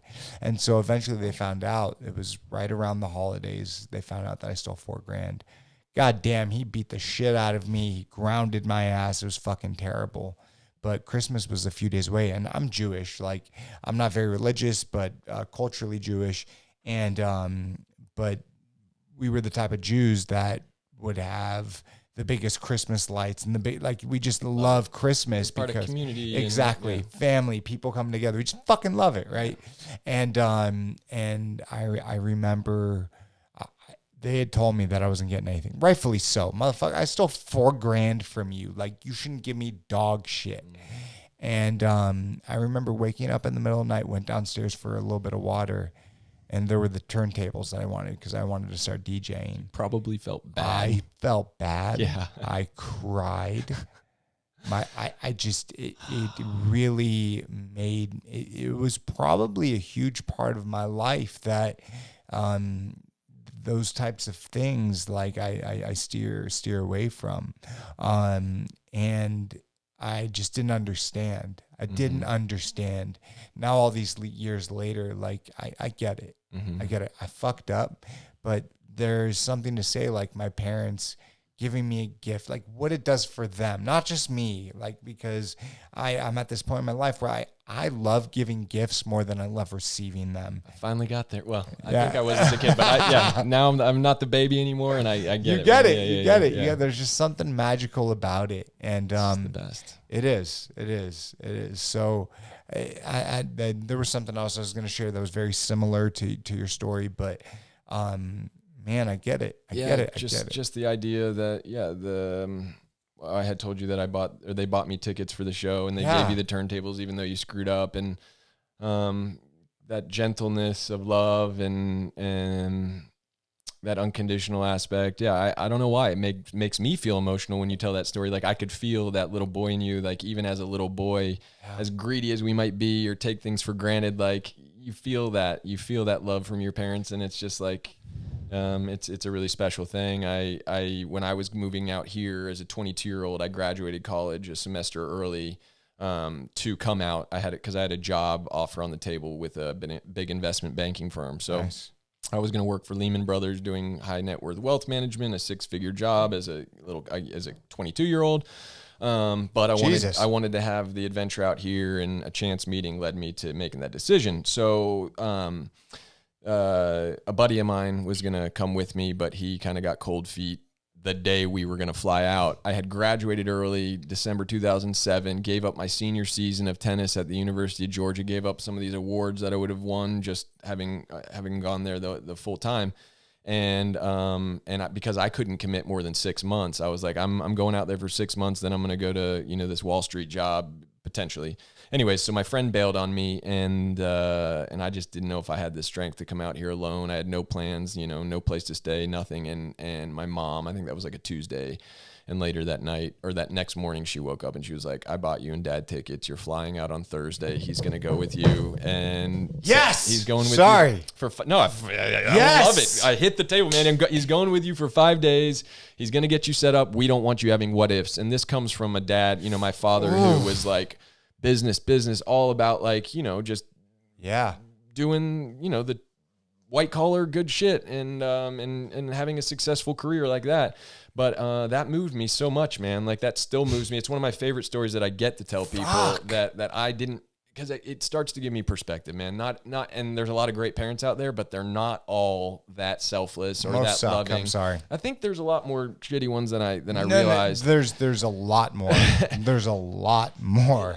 Unfortunately, the crap that I complained about with my parents, or some of the things that I just took for granted, makes me sad, but I don't want to let that happen. I just want to remind myself, like, we're here today, and I'm grateful that I have that wisdom, and especially because I do still have them, and I can let them know how grateful I am.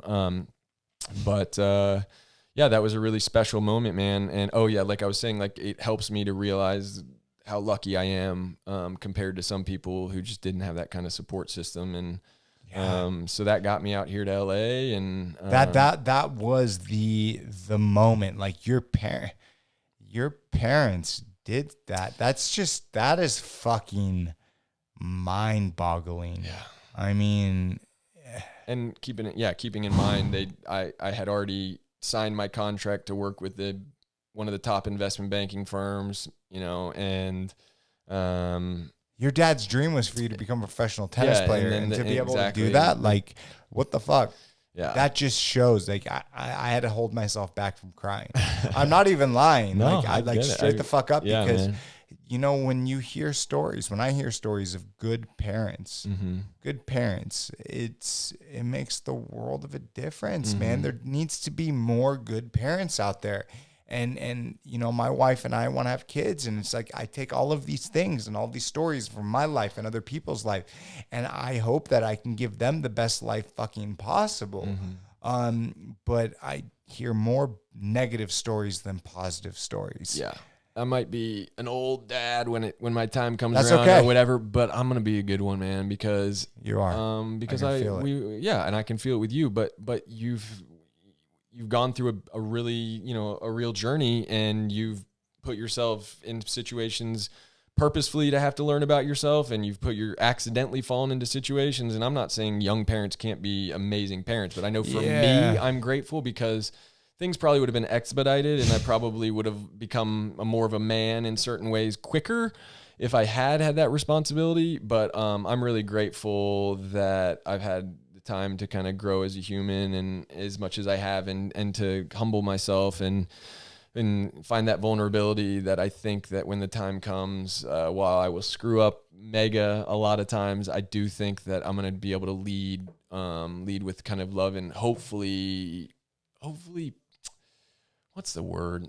Not peace, but just like, I do want to be peaceful though. Like, I don't want to let my anger ever dominate that relationship. I don't want to let my frustration or my tiredness or whatever, my stress, like, affect my love and relate. Now I don't even know what I'm talking about. I'm just thinking in my head, but like, how do you discipline your kids from a place of love? Dude, that might be the question. No, here's the thing. People in their 20s, when they have kids, they haven't lived life yet. Mm-hmm. There's such a big difference compared to... I feel personally attacked by that. You're 29. Shut the fuck up. You're like 49 going on 30. Yeah, dude, you're still a baby. Bitch, shut the hell up. I thought you were like 37 when I met you. Okay, you're 29.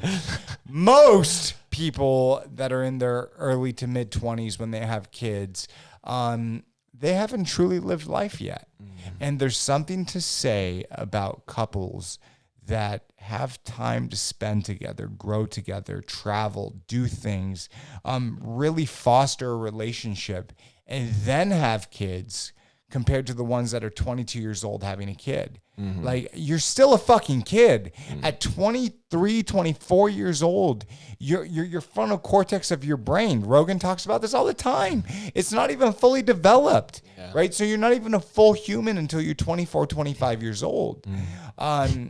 I could not imagine having a kid in my 20s. Mm-hmm. I could not imagine. Now, I would have, and I would have figured it out, but I would have been a shit dad. Yeah. Now, in my 30s and mid 30s, when I am going to have a kid, I'm going to be a fucking awesome dad. And I know that. You're going to be an awesome dad. You're going to be an okay dad. Yeah, Daniel. Dude, you should have waited one more year, bro. I know, bro. Come on. What the fuck, dog? But I married somebody who's older, so she's in the... Doesn't matter. You're still not 30. You didn't make the cut.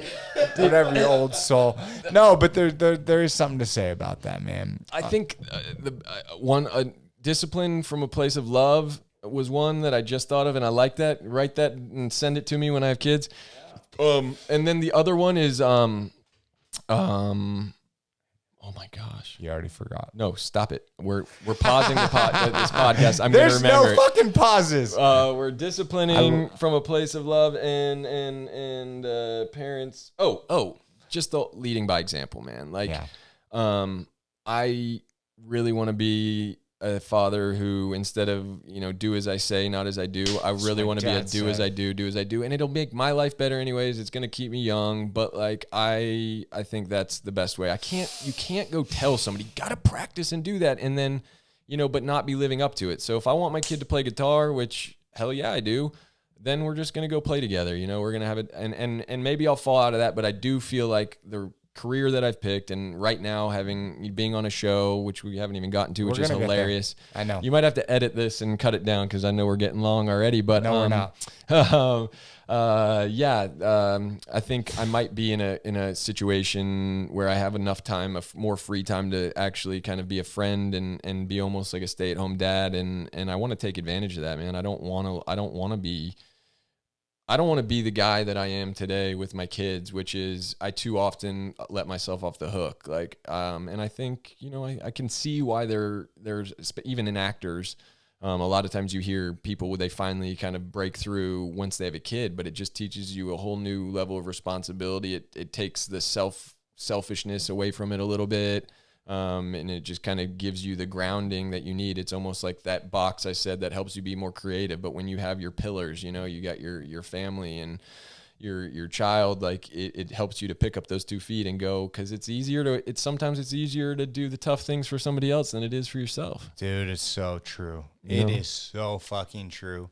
And when you said that quote, "Don't do as I say," or what is it? I think I said, "Don't do as I." Or there's a lot of people who it's "do as I say, not as I do." But I want. My dad said that all the fucking time. And I thought it was frustrating. Bullshit. No, you're going to say it's bullshit. It's bullshit. It's fucking bullshit. No, you have to lead by example. Doesn't matter if it's your kid, an employee, a friend, a significant other. It doesn't matter who it is in your life. You have to lead by example. So if you believe in something, do it, because the people around you, for one reason or another, are going to follow or attach to that. And then when you talk about a kid, if you don't lead by example, what are they going to know? Because for me, for the longest time, I was a pathological liar. I bullshitted about everything. And now as an adult, I have this mentality where it's like, I have to do everything different than my mom and my dad did. I love them. They taught me a lot of amazing things, but there's still some things I'm like, that's not what it is to be a real and awesome human being. It's a crazy spot when you get there. It's almost uncomfortable because it's like, I love my parents so much. Yeah. And I love the things I want to take, but I almost feel bad about the things that I don't want to take. But that's your own journey. Keep going. It is. And I used to feel bad about it, but I said when I would do this podcast that I would be so fucking brutally honest about everything. And it's made me a better person. That's awesome. And in therapy, the same exact thing. It's changed my life. And just because I love and care for my parents, and I took a lot from my dad, and mostly my dad. Unfortunately, I love my mom, but things are different.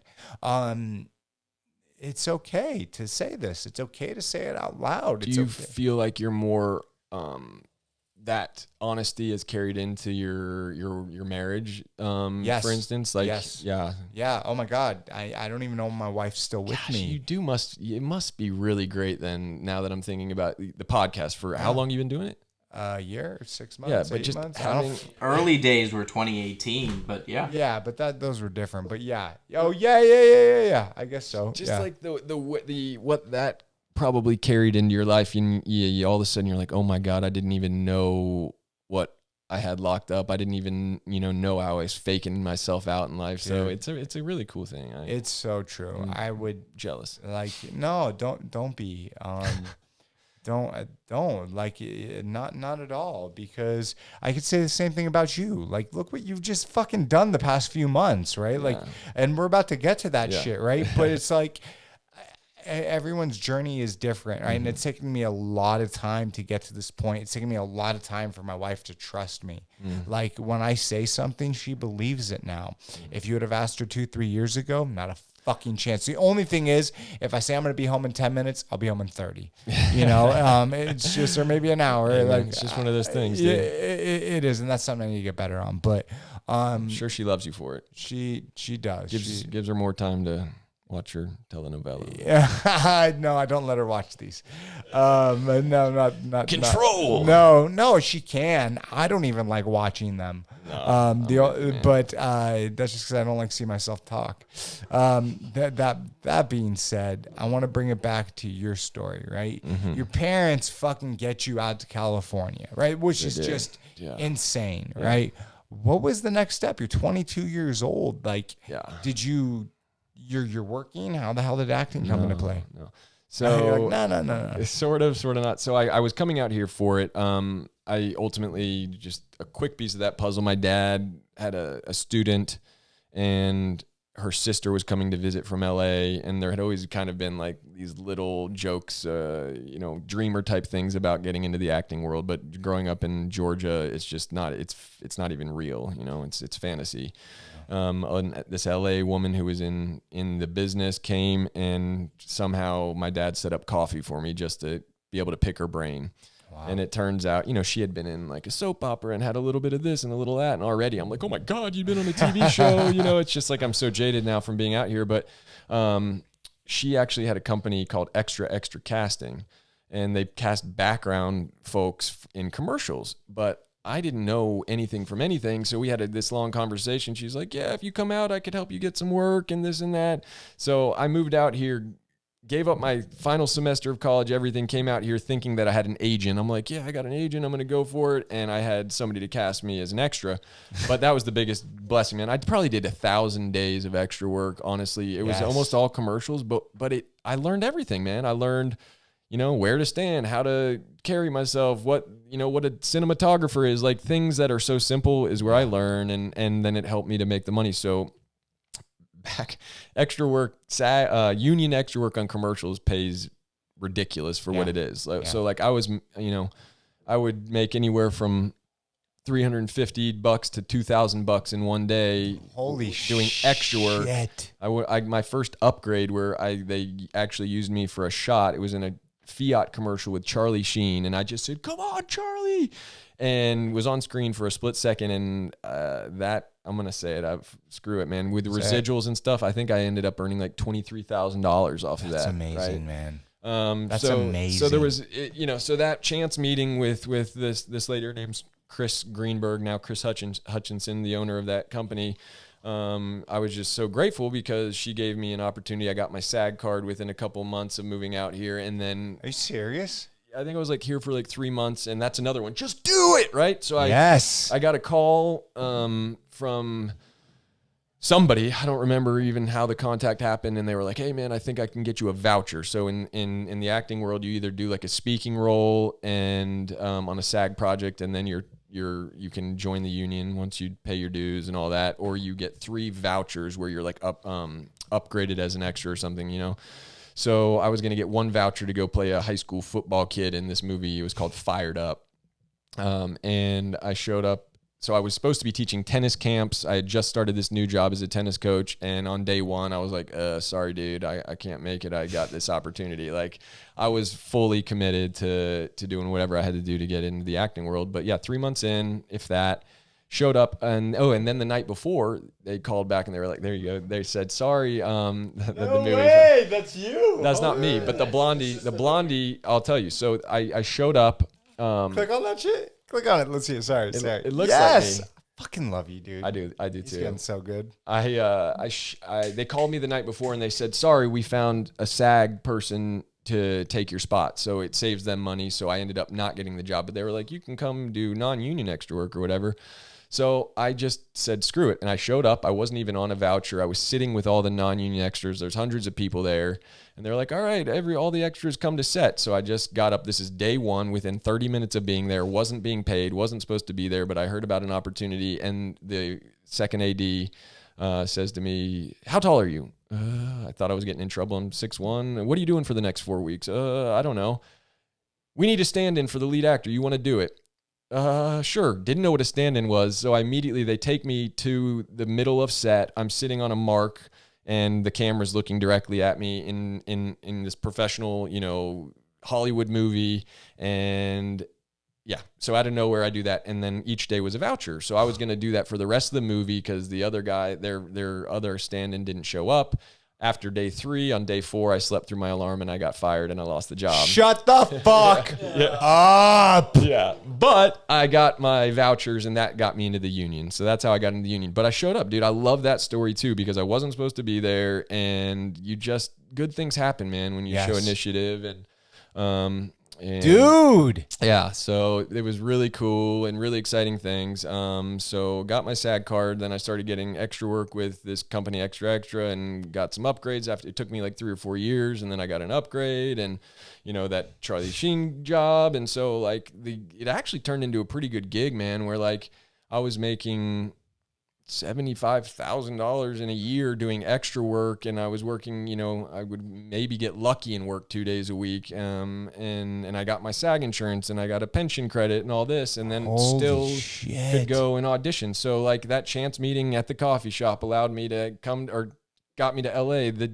job doing extra work allowed me to not have to do a normal, waiter job or something with a schedule. So I was open to auditions, and then I learned everything on set, and then I made friends and I made a community, and that led to the next thing. And so it's just really powerful, man, when you just show up. And so the guy, he had brought up the Fired Up thing, the blonde guy in that picture, his name's Eric Christian Olsen. He's on NCIS LA now. But that's who I stood in for. For how long? For 3 days, and got 3 days. My 3 vouchers, got into SAG, and then I lost the job. That's not the only job I lost sleeping in. I'm going to laugh. Yeah, dude. How did you feel when that happened? When I got fired? Yeah. Oh, it was absolutely mortifying. I thought I was completely done in the business. I like in my head that was my shot. I had I was get in, and I drove out. I think it was like where's the race? Their horse race course, like Santa Anita. Santa Anita.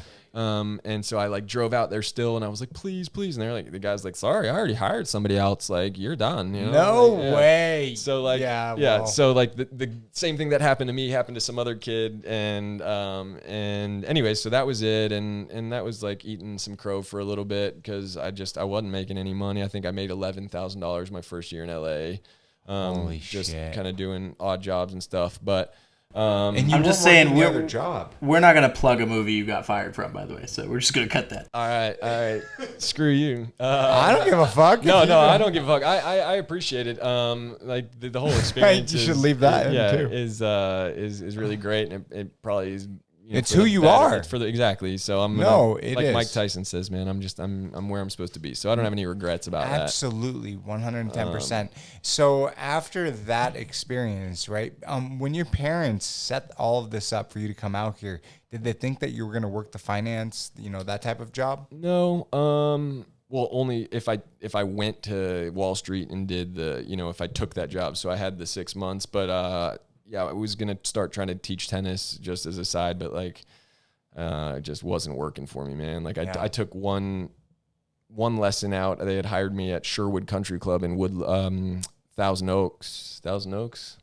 Anyways, he's not here. Driving from Hollywood to there, was just like, already one trip, and I couldn't do it. And then the summer camp started that I was going to do, and then Fired Up happened. So I ended up never really having a side gig. And another part of the story, when I showed up, so I had created a good relationship with my athletic director at Georgia, at the University of Georgia, because a big part of it was just because, I had good grades, and that makes schools look good, right? So we had developed a friendship, and I told him that I was going to come out here and do this, and he was like, all right, like, you should hit this guy up. So he gave me a name, and right when I landed in 2008, landed in Los Angeles, no place to stay, no car, nothing. Here with my dad, one suitcase. I made this call. Hey, Damon told me to give you a call. And he says, well, what's your story?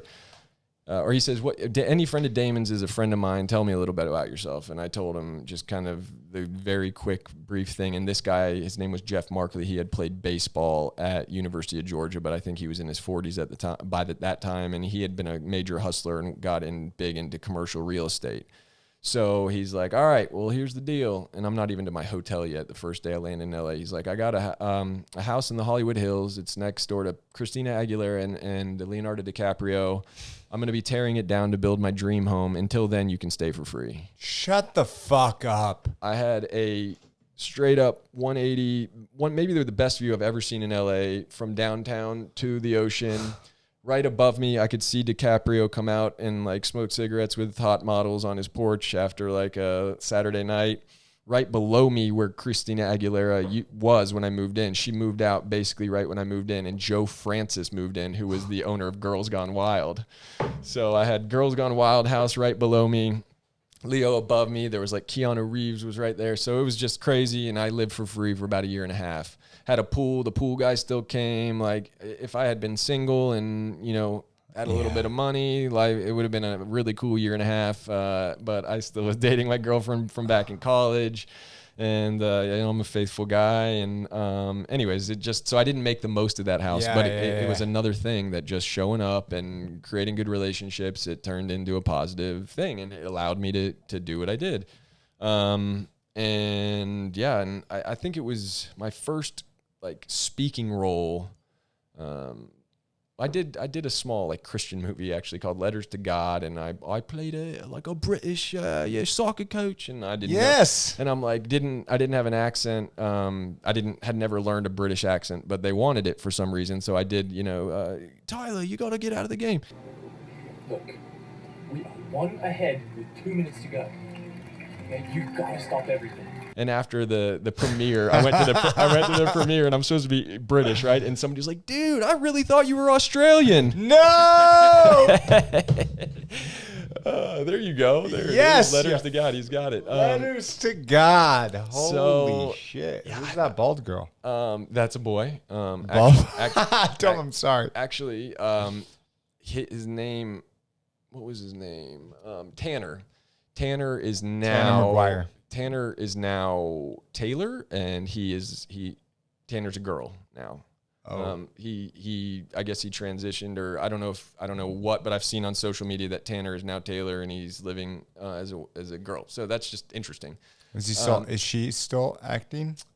I don't think so. Her resume looks short, but I don't think there's much there. Yeah. So that was what, 2008. Was it? So he's probably like mid-20s now. So that was your first like. I think that was my first acting role, yeah, and it was from knowing a friend. It was my dad's old time friend who was a sports agent, and he was the executive producer of this, helped me get the audition, and so I had to do a tape and then send a second tape with the accent, and it ended up going through, and I was nervous as all can be, man. I can remember my parents came and met me down in Orlando to shoot it, and hung out, and I had one day of work, I'm on screen for 2 minutes, but it was just like, it's so funny, the perspective now, like what I just did on the show and the amount of screen time I have and the amount of work I've done. And back then, like just even saying a word, oh my God, and I'm on screen. So it was a really great experience. That's nuts, man. Yeah. And I think so that was 2008. And I don't know, I can't remember everything I did, but my first speaking role on TV was on 90210. The new one. Shut up. Pull up his eye. Dude, that's crazy. Pull it up. So I loved that. That's another like kind of, there's evidence in the cosmos and all the connection, right? Because growing up, my older siblings loved Beverly Hills 90210, man. And I was a little bit young. My parents are pretty, tight. So like a lot of times I wouldn't get to watch it, but I loved it. That's one of those nostalgic things. And I loved it. So when I moved here and they rebooted the series, one of the shows I wanted to be on the most as a 22-year-old kid was 90210. No way. And putting it out there, that ended up being the first thing. Handsome fuck. The first thing I booked. Thank you, sir. Yes. Yeah. No way. It was the first thing. The first TV show. The first legit TV show. What did the family say? Because 90210 was so iconic when we were younger. Yeah. They just had to go fucking crazy. I don't even remember, man. I'm sure it was definitely really exciting. So yeah, I don't exactly know where I was going with that, but like, so Dad, I lived in that house for free. I would stay home on Friday nights. I remember when I had first moved here and I didn't really know anybody. Dude, seriously, my Friday night activity would be cutting resumes because the paper was always bigger than your headshot. Okay. And I would cut resumes to the size. I would staple them on a headshot, and I literally sprayed them with cologne. I looked up all the hacks that I could find. I would spray it with cologne and then put them in an envelope to send to casting directors. Like, so smart. Yeah, dude. But if I had the fire that in my belly that I had then, like, not all the same moves would be like work as well, Yeah. It would be a little weird. But if I could treat my career like I did when I was a 22-year-old with just the energy and the chutzpah, I think I could really take it to an even bigger level. But it's so easy when you get comfortable to just chill. That's why we have that's why we have the ups and downs, man. Some of my favorite people in the world. Rafael Nadal is a professional tennis player, but one of the things I love so much about him is he's been at the top for so long, but then that made him work harder rather than what I'll do often is get to the top of my game or have a big breakthrough. And then I'm like, now I can chill. And I get all the way down here. And it's not until I hit rock bottom again that I'm like, I fucking have to do it. And so then all of a sudden rock bottom is surrounded by these big achievements. And maybe you play this game in your head and you think that you're doing something positive, but it's really just because rock bottom forced you to get on your pony again. So what if I stayed on my pony the whole time, dude? What if I did? You have to. I couldn't even imagine. And you will. And I'm taking a piss again. Were you on Glee, Brad? I was on Glee. I think I got that clip right here.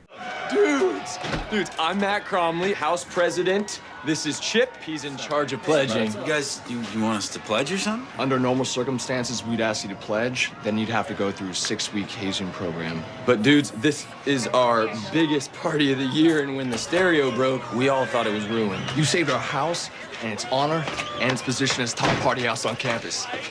Puck and I, we do have musical training. Glee Club? It's awesome. So listen, even though you guys are apparently gay, we'd like to invite you to become brothers here. No hazing or anything. Just say yes, and you're in. Yeah. The sacred ritual of party! Yeah! Oh, man. That's you? With the backwards cap, yeah. Yeah. That guy, everybody, well, those two are dead. They are, yeah. Oh, yeah. Yeah, and the guy I was with there, his name is Casey Diedrich. He is a lead on a show, so we both were little co-stars there, or guest stars. We made it. Yeah, it was crazy. Corey Monteith and I were talking on set about, like, addiction because we both had people in our lives. His brother was going through an addiction, you know, trying to get clean, I think, off heroin or whatever, and I had somebody in my life in this similar situation. And so it was crazy because we were like, yeah, man, it sucks so bad. Like, I just like wish you could get clean. And it was, I think, within a month is when he OD'd and died after we did this. And that was actually supposed to be my first show that recurred. So we did this episode. I played the frat president, whatever. I had a couple scenes in that one. And it was going to be my first time to have multiple episodes of a show. And I don't know if it would happen or not, if they actually wrote it. But yeah, three weeks later or a month later or something is when I saw, the news that he had passed. And it was crazy because I was actually working at a CrossFit gym at the time as a coach, and he had joined up there. So it seemed like he was doing a lot of things. And I believe it was one of those stories you hear a lot of times. It's like the last hurrah type thing, or maybe you had been clean for a while and then you think you can go and take the same amount of drugs that you were before, and all of a sudden it hits you. But it was a shame, man, because, I could feel him enough to kind of think, like, I don't know exactly who he is or what he's about, but I could feel the good in him, I could feel the desire to get himself together. So that was hard. And then the other guy, I can't remember his name right now off the top of my head, but I think he took his life a couple years ago as well. So both those guys, man. It's crazy. Dude, that's that is some heavy shit, right? And what you said just a little bit ago is living in Los Angeles, it's a different breed. It's just like a different thing. I live up in Santa Clarita, so it's different. It's definitely different. And it's the people way different than Hollywood for people who don't know it. Yeah. And I'm sure just like the circles and the things that you do and the people that you hang out with, it's just, it's different. That's why there's a huge mass of people leaving, LA. And rent's going down, baby. Yeah. For the first time ever, man. I'm literally trying to get a new spot. Yes. People are taking a hike. It's crazy, man. It's, I never saw this happening, but, to kind of bring it back to Corey, man, addiction is a beast. It's a beast, and whatever happened to him, it's a really sad situation because he had a bright career ahead of him, and the other gentleman who passed away, who took his life, I shared, an hour ago, wherever the fuck it was, about my own situation, right? And I just wish more people were open about it and would talk about just mental health in general. Of course, 100% mental health, addiction, all of these things. Things are slowly turning, but it's still, and especially for a long time, it's been looked down upon. 100%. Yeah, I mean, we won't go down this rabbit hole too much, but it's funny how often you hear these stories or on other podcasts and stuff with the mental health thing, being in touch with your emotions and all that. It's just wild, kind of this place we are in the world, where I think especially in the Western world, it's becoming a little bit more less taboo rather, and people are accepting that. But spirit, mind, and body, bro, like, how could we have missed out for so long the importance of mental health? And like, how could we have thought for so long that a man is strong by pushing down everything he feels and masking it and hiding it and not, talking about it and dealing with it? So it's a really cool like revolution in that point. Like, it is. I'm anti what social media has done as far as like creating more division for sure. Yes, and I agree. And allowing kids to, especially they didn't know, man. Can you imagine kids who didn't know the 90s, bro? Like, no. Who knew that we were growing up in our adolescence, in teenage years, and literally like the last great decade, in my opinion. No, it is. Then the smartphone comes along and it's really cool. 2007. But we were more connected with the world. So I can tell you that having conversations with my parents, they felt the same way about their generations. Exactly.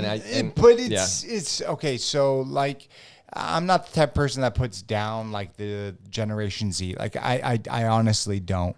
But we are the last generation to have been without the smartphone and with the smartphone, right? Yeah. So our generation, when we were younger, you go in when the fucking street lights come on. You get to go on when the fucking sunrise comes out, right? Keep telling that story. It's just a different time. I don't want to say it's the last great generation, because it's not, but it's the last generation that has been able to live both sides of the spectrum, and maybe the only generation to have lived that. And so in my opinion, the best generation, because you get perspective on both sides. Yeah, that's a cool way of looking at it. I definitely feel like it was a golden era, and I didn't realize it. Even for things like music, like it's funny how in like you said, your parents said it was the same kind of things, but I didn't appreciate the music that we had in the 90s that much, and even like some of the pop music that we were making fun of. You look back and you're like, man, dude, this is pretty awesome. Yeah. Like, the 90s were cool, man. And films, I think that will end up my favorite decade for film. I know the 70s and 60s even, and it's nostalgia. There's some great decades for film out there, but for me, the 90s were cool because it was right before major CGI happened, and it was just, I watched Double Jeopardy the other night, which was okay. It wasn't great, but it was okay. But like, these movies had a different feel that you just felt. It's like film versus digital. There was something about movies before all the CGI and special effects came in that was. But the CGI is getting so fucking good. No, it's no. Terrible. What are you talking about? Did you watch Lion King? Yeah, I loved the first one, and the second one was such a disappointment. Well, I think there was a second one, and then the most recent one. That's what I'm talking about. The most recent one. Yeah, the graphics were great. Dude, the graphics are insane. Yeah, maybe if I had seen that movie without seeing the 90s Lion King would have been different. They're different. They changed the music and the characters, so like I had some struggles with certain things, but yes, but they should. It shouldn't be the exact same. The graphics were. It's the first time where the graphics were like incredible. Dude, this looks like legit as fuck. I think for video games, if I was a gamer, I would appreciate that. That's pretty cool. I haven't gotten into that, but I actually really have goals of getting into motion capture at some point, and getting to do that kind of acting, because just think it would be cool. And apparently, video games nowadays are basically like really long, badass movies, and then you play in between. Yeah, I played Call of Duty. I don't play a lot of video games, but I played in 2018. I think it's like the latest Call of Duty that's come out. No, actually, probably it's not, but it's like World War II, right? And it's the first scene is like based on fucking D-Day, like storming Normandy. Like, it was on the big screen out in my fucking living room, and I was just so blown away. I was like, this is fucking real. Like, I just could not get across, like, is this a movie or is this a video game? It just doesn't fucking make sense to me. Wow, and with VR especially taking off, like, I'm a huge proponent for like VR, like the Quest by Oculus. There's just things that we're going to be involving ourselves in. I don't know if you've seen the movie Ready Player One. No, but my buddy, All right, get out of this fucking room, my bro. best friend loved the book and was so excited, and he was disappointed, so I never ended up seeing it. Yeah, well, dude, Steven Spielberg fucking made it, love and Spielberg. he killed it. Like, anytime that you try to measure a book by a movie, it's just they're different, right? I'd probably enjoy it more because I never read the book. The only reason why you're disappointed by the book is because the 80s references that are all copyrighted you can't have. Yeah, the movie it's true. itself as a standalone is fantastic. So fucking good. All right. It's so good. Okay. I had this chant, because it was the first movie I ever saw 3 times in the movie theater. The first movie I ever saw 3 times. I think Romeo and Juliet I saw twice, and Titanic I saw twice. Huge Leonardo DiCaprio fan. Titanic was incredible, man. Just incredible. But I was like, ready, player one, woo! Ready, player one, woo! And everyone in the fucking house just like would go ape shit because they just knew I was fucking in love with the movie because it's what the future is going to be like. It's this dystopian future where we are so emerged with technology that we'd rather be in this than in reality. Yeah. And unfortunately, that's going to be the case. It is. In some way, shape, or form. I remember the first time I put VR goggles on, and I've only done it really that one time, and I have videos because I was literally like, you're in that world. But I said to my buddy, I'm like, dude, this is going to be crazy. Yeah. Like, this is going to very quickly turn people, they're going to plug into the Matrix, and I can see because you put the headphones on, you get these goggles, and you literally feel in the world. When you're going on a roller coaster and with VR goggles on, you feel the G's pushing against you. You do. It's insane, and I'm surprised it actually hasn't become bigger already than it is, or maybe there's people out there who are living in that world, but it's going to freaking mess some people up, man, because you can lose your reality and whatever. But I'll go check the movie out. I like your passion. I'm a huge proponent for it. And VR is just gonna get better and better. Facebook owns Oculus, which is like the #1 company out there. Which is, if you could say what you want about Facebook, right? But God damn, it's the first one that you don't need to be connected to a computer. Because before, if you wanted like quality VR graphics, you'd have to be connected to a computer, which would run off the graphics of the computer. This one, I literally have it right in fucking there, dude. We could put it on, and it's just mind blowing because it's like the Atari, and then you see PS5 coming out this holiday season, and you're just like, are you fucking kidding me? If it's at the same trajectory that happened 20, 30 years ago, that's all we're going to be in. We're going to be fully immersed, and we can go down that rabbit hole. But I want to bring it back to your story. Yeah, we can't even start there. So. I want to bring it back to your story because I can go down this deep. All right. So we talked about, Glee. We talked about all of those things, right? But what was the next step? What was like the first big thing, right? Yeah. Okay, I got really lucky. Every time like I finished a project, this is like a side note, but it's really important for the just do it part of the conversation that we've talked about, man. Like every time I've seen something fully through, a really great thing has happened, and it's without fail, and it's really wild. And because I think there's so many amazing ideas, so many potentially better creative brains out in LA than me, but there's just very few finishers. There's very few people who start something and see it through. And even like a project, so I did a web series with my buddy Jeremy. We wrote it, created it together. I paid for it. I got to be a lead actor. It was my first thing I got to be the lead in, but it took us 3 or 4 years from starting to getting it done. We wanted to quit so bad, but it got to a point where I was like, no, dude, the whole point of this is not how good it is. All that matters is that we finish it. And within a couple of weeks of actually finishing principal photography, he booked a lead in a movie. And then a couple of weeks later, I booked a commercial. And the commercial was for one day, and I was a bartender. It was for Applebee's, and essentially it was extra work. Once I got there, you're just kind of in the background, but you're getting paid as a principal, which means you're up for residuals and you get paid more money.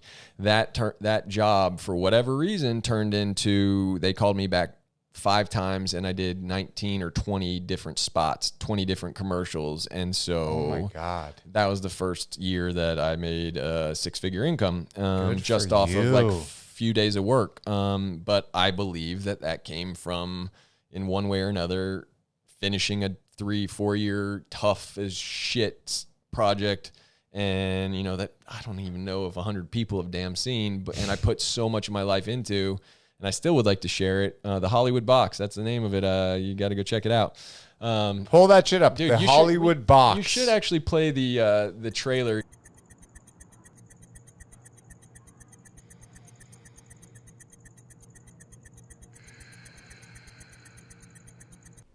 What happened?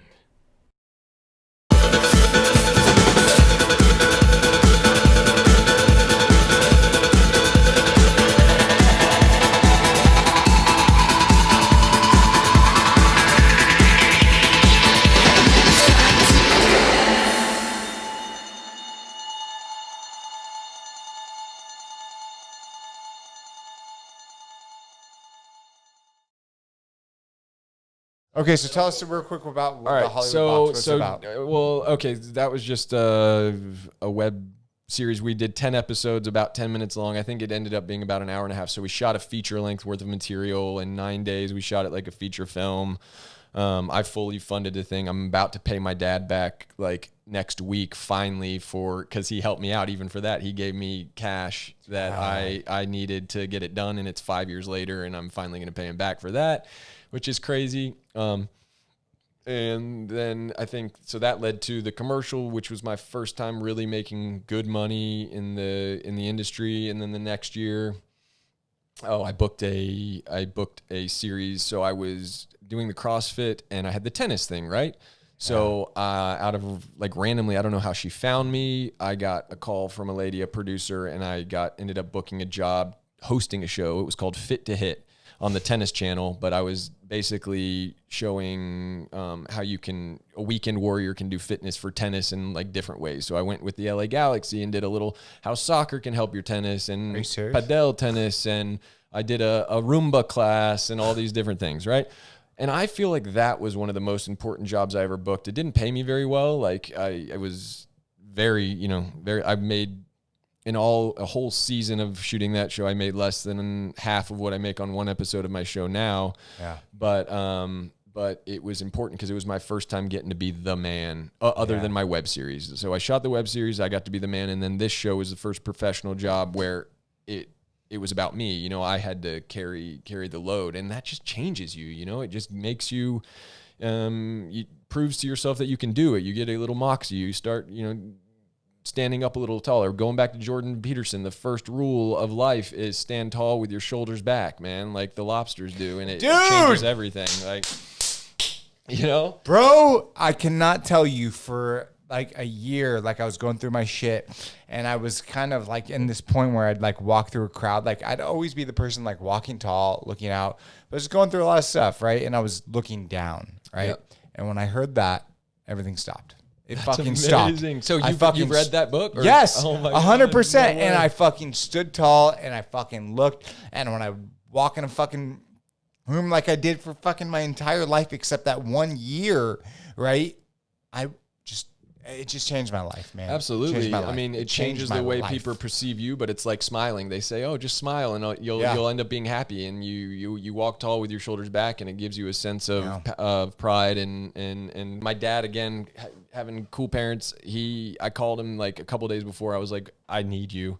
He flew out here and spent 2 weeks just being my personal assistant, and he was on set the entire time. If I needed him, hey, I need paper towels, he went and did it.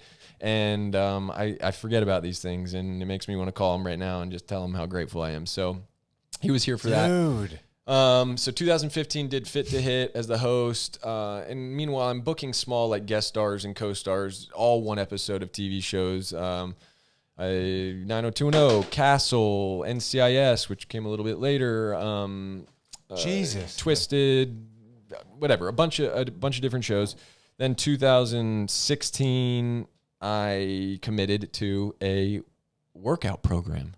And I know that seems silly, but I had a 16-week challenge that I did with a trainer buddy who wrote my meals out and all my fitness, and I did not cheat once in 4 months. I did not have one alcoholic drink. Wow. I was measuring all my calories, and now I don't think that's the healthiest way to live. Ultimately, it's tough, but it was a discipline thing. Yeah, committed to it. And I think it was a week after I finished that, that I got an audition for a show called Too Close to Home, Tyler Perry show. Yeah. And oh man, I was just jaded. I've done so many auditions and I'm in class and I was always working hard. So I was actually with my buddy Jeremy, who I've referenced multiple times, and another friend, and we were at a rehearsal for class, and I was like, yeah, I actually got this audition I'm supposed to tape, but I don't think I'm going to do it. You know, I'm a rugged trucker. I'm not going to book rugged trucker. And they're like, well, hey, just say it out loud, man. And so I just read it with them, and they were like, that just fit, you know, it just rolled off my tongue. Certain scripts just kind of rolled off your tongue. So I was like, all right, fine. I went home with my girlfriend at the time, memorized the lines, and we shot it in like 15 minutes, and I just sent it in. But ultimately, you know, after I finished taping it, I was like, that turned out okay. So I sent it to that audition came from my reps in Atlanta, and I sent it to my LA reps as well. So I got, you know, I was getting casting on both sides of the country looking at it. Didn't hear anything, and it was like 4 days later, and I'm like, oh, I guess that one, you know, that was a Thursday that I sent it in. I thought it was over. Then I got a call on Monday the next week, and they were like, hey, we are interested in seeing more. We want to fly you to Atlanta. So the next day I was on, or 2 days later, I think, maybe the next day, I was on a plane to Atlanta. Got there, did basically chemistry reads. Tyler does everything kind of different than the rest of the industry, but again, Dad showed up, and then we were supposed to go out to dinner, but they gave me the night before, but they gave me like 10 new pages of scenes. So he sat up till 1 a.m. with me, just reading lines, helping me get ready for that. You have to memorize those? You don't have to, but I needed to work the material and just get it down. So after we did actually do dinner, and then my mom was sleeping in my hotel bedroom, and my dad was running lines with me until after midnight. And then my best friend, his name's Cole, one of my best friends from growing up, came over. He lived right down the street in Atlanta, and he sat out on the in the the grass kind of by the pool of the hotel, and he read the lines with me for another 2 hours. Dude. So that's like 3 a.m. I'm up at 6, went to these chemistry reads and just went for it, dude. I just went for it, and I actually had to read against a guy. His name's Brock O'Hearn, and he's the Man Bun guy. So he's got a couple million followers on Instagram, and he was already cast, but I didn't know it. He's like 6'7", and just big imposing beard. He's got hair down to here. He's just like, he's a Viking, right? And I had to go and do a scene with him. And I was like, oh, I'm just going to fucking dominate this guy. So like, not as an actor, but just like, I'm going to show the man in me. And I remember after that, and I went there and I like threw my pack of cigarettes and I got up in his face, and I just was comfortable, and I could actually feel him in that moment. Brock's a great guy, but I could feel his tension, his nervousness. And I knew he was already cast. And so that kind of changed me, because once I started feeling it's a competitive thing, but it started feeling me, and I'm like, ooh, I got this. And so, so it was like one of the few times that after the audition, I started treating I was just like, oh, I got this. Like, I just knew it had happened. Anyways, so that was on a Wednesday. They flew us out right after the chemistry reads. Before I had landed in LA, I had an offer for the show, and I booked my first series regular on that audition as JB, the rugged trucker, driving an 18-wheeler, choking out bitches and chasing down, drug money and all this. And are you serious? And that was like the big breakthrough. So that got me into the Tyler Perry universe. I think it's time for, you guys got one more cocktail for me? Of course, brother. Yeah. Actually, never mind. I'm stupid. I still got some here. No, you're not stupid at all. I'm so dumb. You're not I'm dumb. Stupid. I'm stupid. We were just talking about that positivity. Yeah, bitch. Yeah, all right, bitch. bring back. Yeah, bitch. Okay, no. Keep on going, because this is nuts. So that was probably May, I think, of 2016. Got the offer, and then I was shooting by, I think, June of 2016. And that was really my first introduction to Atlanta, believe it or not. Seriously? Because I had been to the city growing up in Atlanta, but we didn't often go into the city. And my sister had moved to Midtown, which is like right on Piedmont Park, which is the big kind of their version of Central Park. Yep.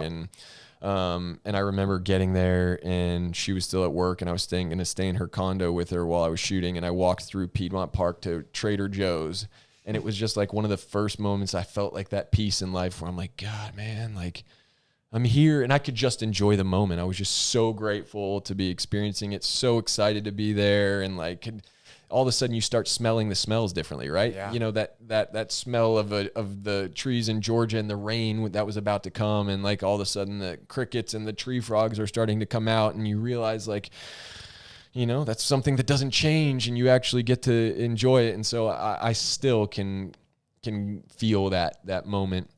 I remember calling my mom walking through the park and just being like, I love it here. This is awesome. Like, it feels so good. And like, oh my God, I had no idea that I loved Atlanta. And so we started with 8 episodes of that show. And like I said, that was the first time that I had done anything of more than 1 episode on a show. Jeez. And dude, I just went for it.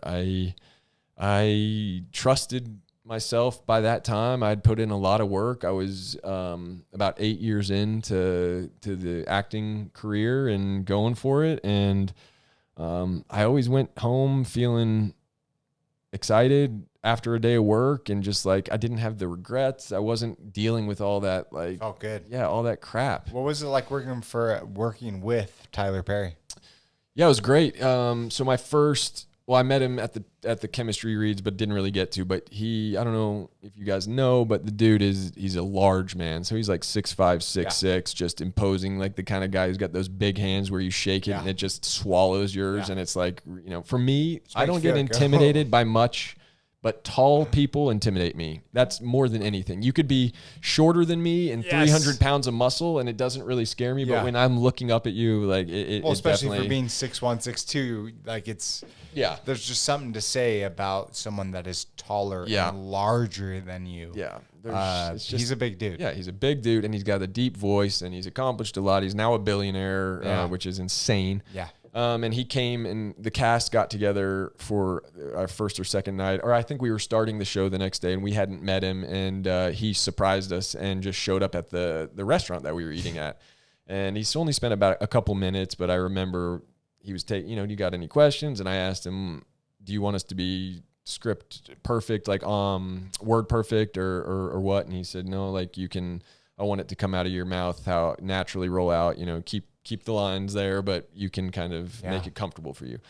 And that was my first real introduction. Shook his hand and just, and his hand just swallowed. I didn't like that. I did not like my hand being swallowed at all. And made you feel like a little guy. Yeah, dude, it's just weird. I so often, almost always, can just talk and be comfortable in my skin. And there's very few places in life that I see myself. I'm watching myself. I still suck in an audition room. It's so weird, man. I would come in, and if I'm auditioning for you, all of a sudden, like, I'm aware of everything that I'm saying, and I'm awkward, and it's just crazy. And I still, not so much now because we've developed like an actual friendship with Tyler, but that was the trickiest thing. It's like, I want to just show you me as a human. Like when the cameras were rolling, I was on point, I was ready, and that's where I felt my most confidence. And I felt, I didn't have what I said earlier. Hold on.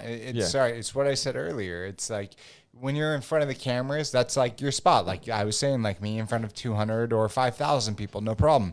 But when you're in front of your peers, right?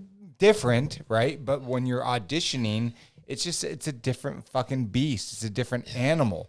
Why don't they loosen you guys up? Why don't they give you a shot of tequila, or why don't they do something like that? Yeah, I don't find most casting directors really do their job as well as they could. There's some great ones out there, respect, but I think that they're missing a couple things. I've never seen a casting director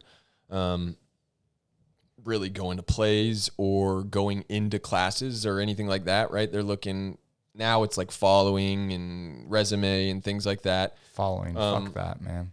And that wasn't as big of a thing the first couple of years I was in the business, but obviously that built up. But I was in acting class with all these really great actors who couldn't get representation, and then I saw a lot of really crappy actors who looked really good or whatever, or maybe didn't even look really good, but they somehow played the game the right way and they got reps. Yeah. And I couldn't handle that. I'm like, dude, that girl or that guy right here, my friend who's in class, is like so much better than me, or just really has something to offer. And I couldn't stand that part about casting. And I think they missed the boat. Like everybody, it's easy for anybody to get an ego. And I think sometimes maybe that happens, or lazy, right? But I feel like casting sometimes sets you up for failure, man. Like, sounds like it. Like, I get that we have to be able to perform under duress. That's a thing, you know, and you do have to bring that. But that doesn't mean like sabotaging an audition. That doesn't mean like eating my lunch and looking at the page while you say the lines. Like, you want to see if I'm an actor, man. Acting is listening. That's the most important thing. It's reacting off your partner. Really, it should be all of that. Ultimately, you a fucking podcast. Yeah, you figure out. Yeah, exactly. You figure out before you go in. You break it down. You kind of understand what's going on. But once you get in there, my acting teacher, last acting teacher, Leslie Kahn, would say, then you throw that all away. You know, that's your toolbox. You can reach for it if you need it. But the goal would be practice. You know, really kind of maybe shape the scene, develop it, figure out what's under the lines. So it's all about the thoughts that's under every line. Oftentimes what we're saying, it's we're not playing the meaning of it. But then go through all that away and just be present.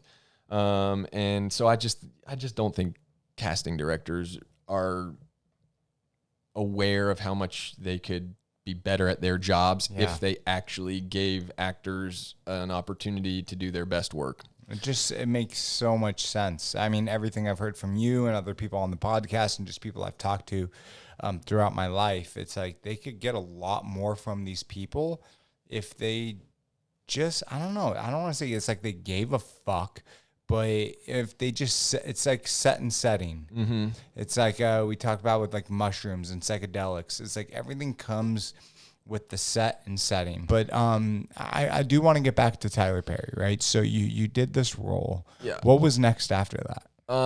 After that was really tough. So that was 2016, and then 2017. I'm trying to think of the actual years that happened. So I think, yeah. So we were kind of on the hook, waiting all year, and then we shot a second round of episodes in 2016. So in 2016, we shot twice, and we shot a total of 16 episodes. And then 2017, we're all thinking we're coming back, and really it was just, I believe, an unfortunate situation. He took an opportunity, or he tried to work with a different network than he had before. We were the first scripted show on TLC. We still had millions of people watching, which is like, we had a lot of numbers, but they wanted to keep doing these bite-sized, and this is conjecture, but kind of like educated guess. But Tyler, his first big thing, sold 10, House of Pain, I believe. And then once he proved himself, then they bought another 90. So he's got like syndication already up front. I'm going to prove it. He shot it himself on his own budget, and then it went bigger. So they kept wanting to do bite-sized pieces. It seemed like, 8 here. And he's like, let's do this. And so anyways, for whatever reason, that show didn't go, but I didn't find out until October of 2017. So I spent a whole year kind of waiting and spending money and being a little lazy because I thought I had a show, and maybe kind of not putting in all the work, and I didn't book anything else. And a lot of the other people on the show were booking, and I'm like, man, dude, I thought I did a good job. I think I would have what it takes. Like, I didn't get it, even though I know I'm still kind of a crappy auditioner. Probably because I say that is why. And then I shot another thing with my friends. I shot a 30-minute pilot called Skeet, and it's absolutely awesome. We haven't released it still, which is funny. We finished it a couple years ago, but it's about me and my half brother, and I'm an aging model, and I am starting to, I couldn't get any more jobs, and they tell me I have to transition into dad roles, and I freak out, and we end up going to adoption agency, and we get this kid Skeet, and they're like, well, he's a special case, and he's a 8-year-old boy in a 35-year-old man's body. Wait, what? Yeah, so he's got a special condition where he ages quickly. So he's actually like 8 Daniel. years old. Yeah, actually 8 years old. And he was our buddy he's a 30-year-old guy playing an 8-year-old. And anyways, it was really great. But the last shot of the last day, just do it! Yes! Do it! Fuck, I love that one, man. Because the last shot of the last day, after being lazy for a year and a half, waiting for another season to go by, we finally said, whatever, we're going to shoot a project. I pull my cell phone out of my pocket. It's ringing. During the take, he yells cut. I pick it up, and I had a direct offer for a movie. First time I've ever had one. I finished that last shot and then got an offer. It was like a Lifetime movie or something, one of these Christmas Lifetime films, but it was cool. It was my first direct offer. I flew to Utah. I was there for a couple weeks. I shot the movie. That's 2017. Another year goes by and it's really tough and I don't get any work. That I can think of. And then, but I kept working hard. And then I got a random call. I literally was like, had just taken a lunch meeting with an old girlfriend to like kind of think like, hey, you know, how can we like up our game and whatever. And I got into my car and I had a call that they offered me 6 roles on a show called If Loving You's Wrong. And, you know, they paid me my fee that got paid as a series regular. They just offered that. And I had already, like, I had kind of fallen into for the first time, some, you know, credit card debt and stuff like that. And this one job where I shot 6 episodes worth in 4 hours of work one day, I shot it all. And that, you know, got me out of all of my money kind of tensions and all that. Holy shit. Yeah. Dude. So that was like end of October 2018. And then 2018 was probably the hardest year of my life. A lot of things happened, and I moved in with my girlfriend, which was an amazing thing. But that was my first time living with a significant other, and that was a really big challenge. Meanwhile, she's got a full-time job, going to work, being around people, and I went from having a series to not having a series, not working. She didn't know me when I was working. And she comes into the picture where I have nothing to do, but I had money, so I could sit home and I would, you know, just be in a hot apartment with no air conditioning, alone, and it was not good, man. It just it took me down a bad place, and then I ultimately feel like I probably punished her for that a little bit, and I didn't know I was doing it at the time, because I wasn't happy with myself, and I was resentful because she had something going on and whatever. So. Big learning experience. We're gonna get to 2020 soon, and you guys can all, you know, go smoke a doobie after this 3-hour podcast. No, this is fucking brilliant. This is brilliant. And okay, so 2019 rolls around, New Year's, and I still needed something, but I had just had this big job with Tyler in the end of 2018.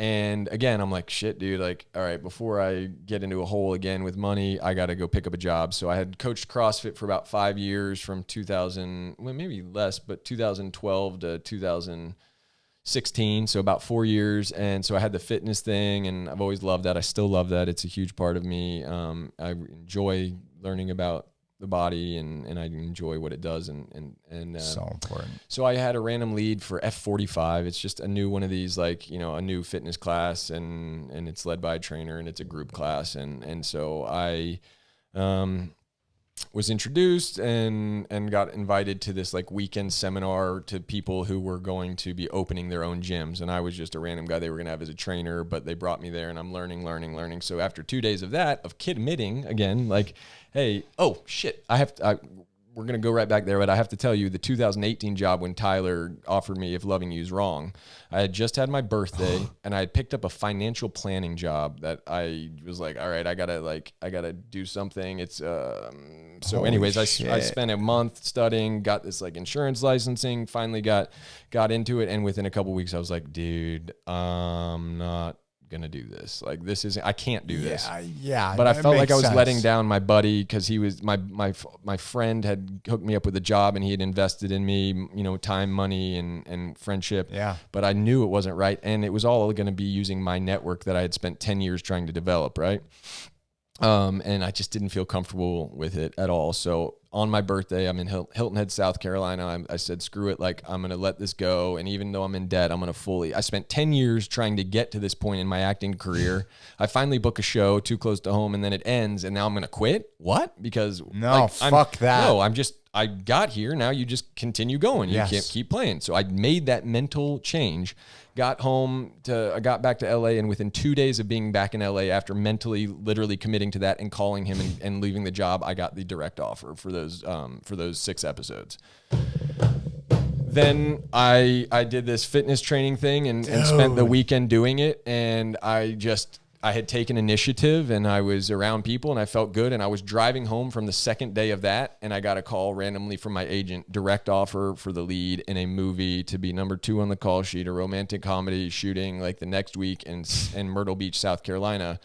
And I'm like, okay, I've never been 2 on the call sheet, and this is my 3rd direct booking. Yes. Like, sweet. I can't audition for shit, but now they're offering me stuff. So direct booking is where you don't even need to. They just called my reps and said, we want to hire Brad. Because they like your work from the past. Yeah, with Tyler, it was from us working together with these people. I don't know exactly how it happened. You know, I think someone's talking about casting had a relationship with my agent or whatever, and somehow it turns into this job. This is January of 2019. That movie was called Love on the Rise. It's a cute romantic comedy, little campy, but like in the ways it's supposed to be. Yeah. So while I was flying to Myrtle Beach, South Carolina, I had a layover and I got a call, and they said they're doing a second movie a week after you finish this one. They want to offer you the role. Are you fucking kidding me? And that was number 1 on the call sheet. So I did 2 movies back to back. I came back to LA for like 4 days in between. It was really tough because I was actually going through a really hard time in my relationship. So we were trying to like work through that while I'm over there with like this huge workload, and like, but I was staying on the 8th floor of a resort in Myrtle Beach over the ocean for basically 2 months, shooting these movies that were just offered to me without an audition. Keep in mind, Myrtle Beach in the winter, you know, I think I found out, I thought I was living large, and I looked, and somehow I got the rates, and it was like $47 a night. But it was awesome. I love you, dude. I fucking love you. It was so awesome, dude. Doesn't matter. I finished reading Arnold Schwarzenegger's autobiography called Total Recall on that trip, and I just totally recalling it, recommend reading that book. I had just read Andre Agassi's as well, and good autobiographies are like the best. The best. And his thing was reps. So it was all about practice, man. It was just get in there and be in practice.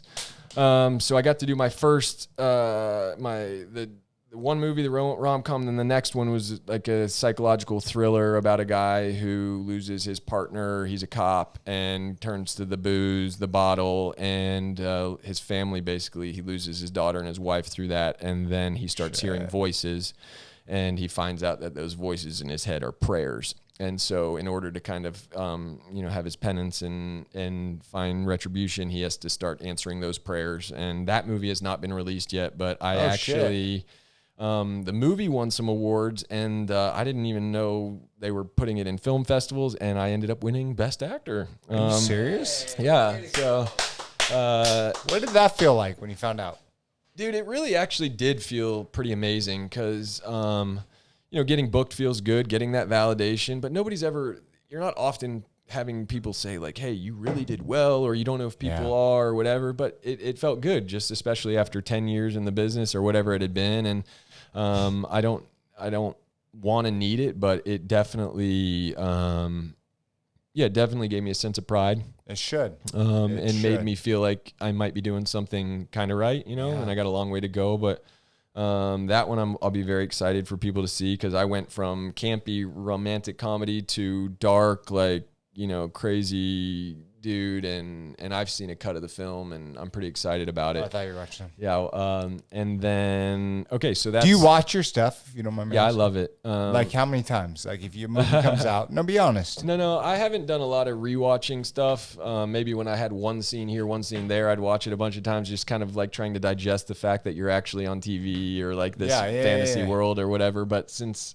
these movies that came out, I think I watched it once on my own, and then I had my girlfriend watch it with me. But like The Oval and like all that, do you watch that? No, honestly, I'd like to go back and really watch it, because a lot of times we're like live tweeting and you just don't get to really watch it. And for one, and then like for a while I didn't even have BET, and I had to like get the right network so I could watch the show. But but The Oval was actually one of the first times that I was a little uncomfortable watching myself at times. Like some stuff I really like, but some stuff like I got a little self-conscious. I get that.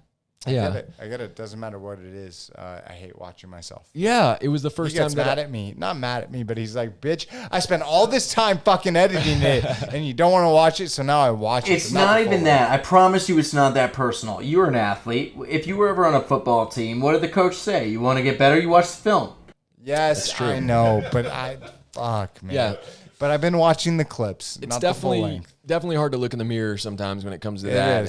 And this is this is the first experience that I've had that, and especially with Tyler.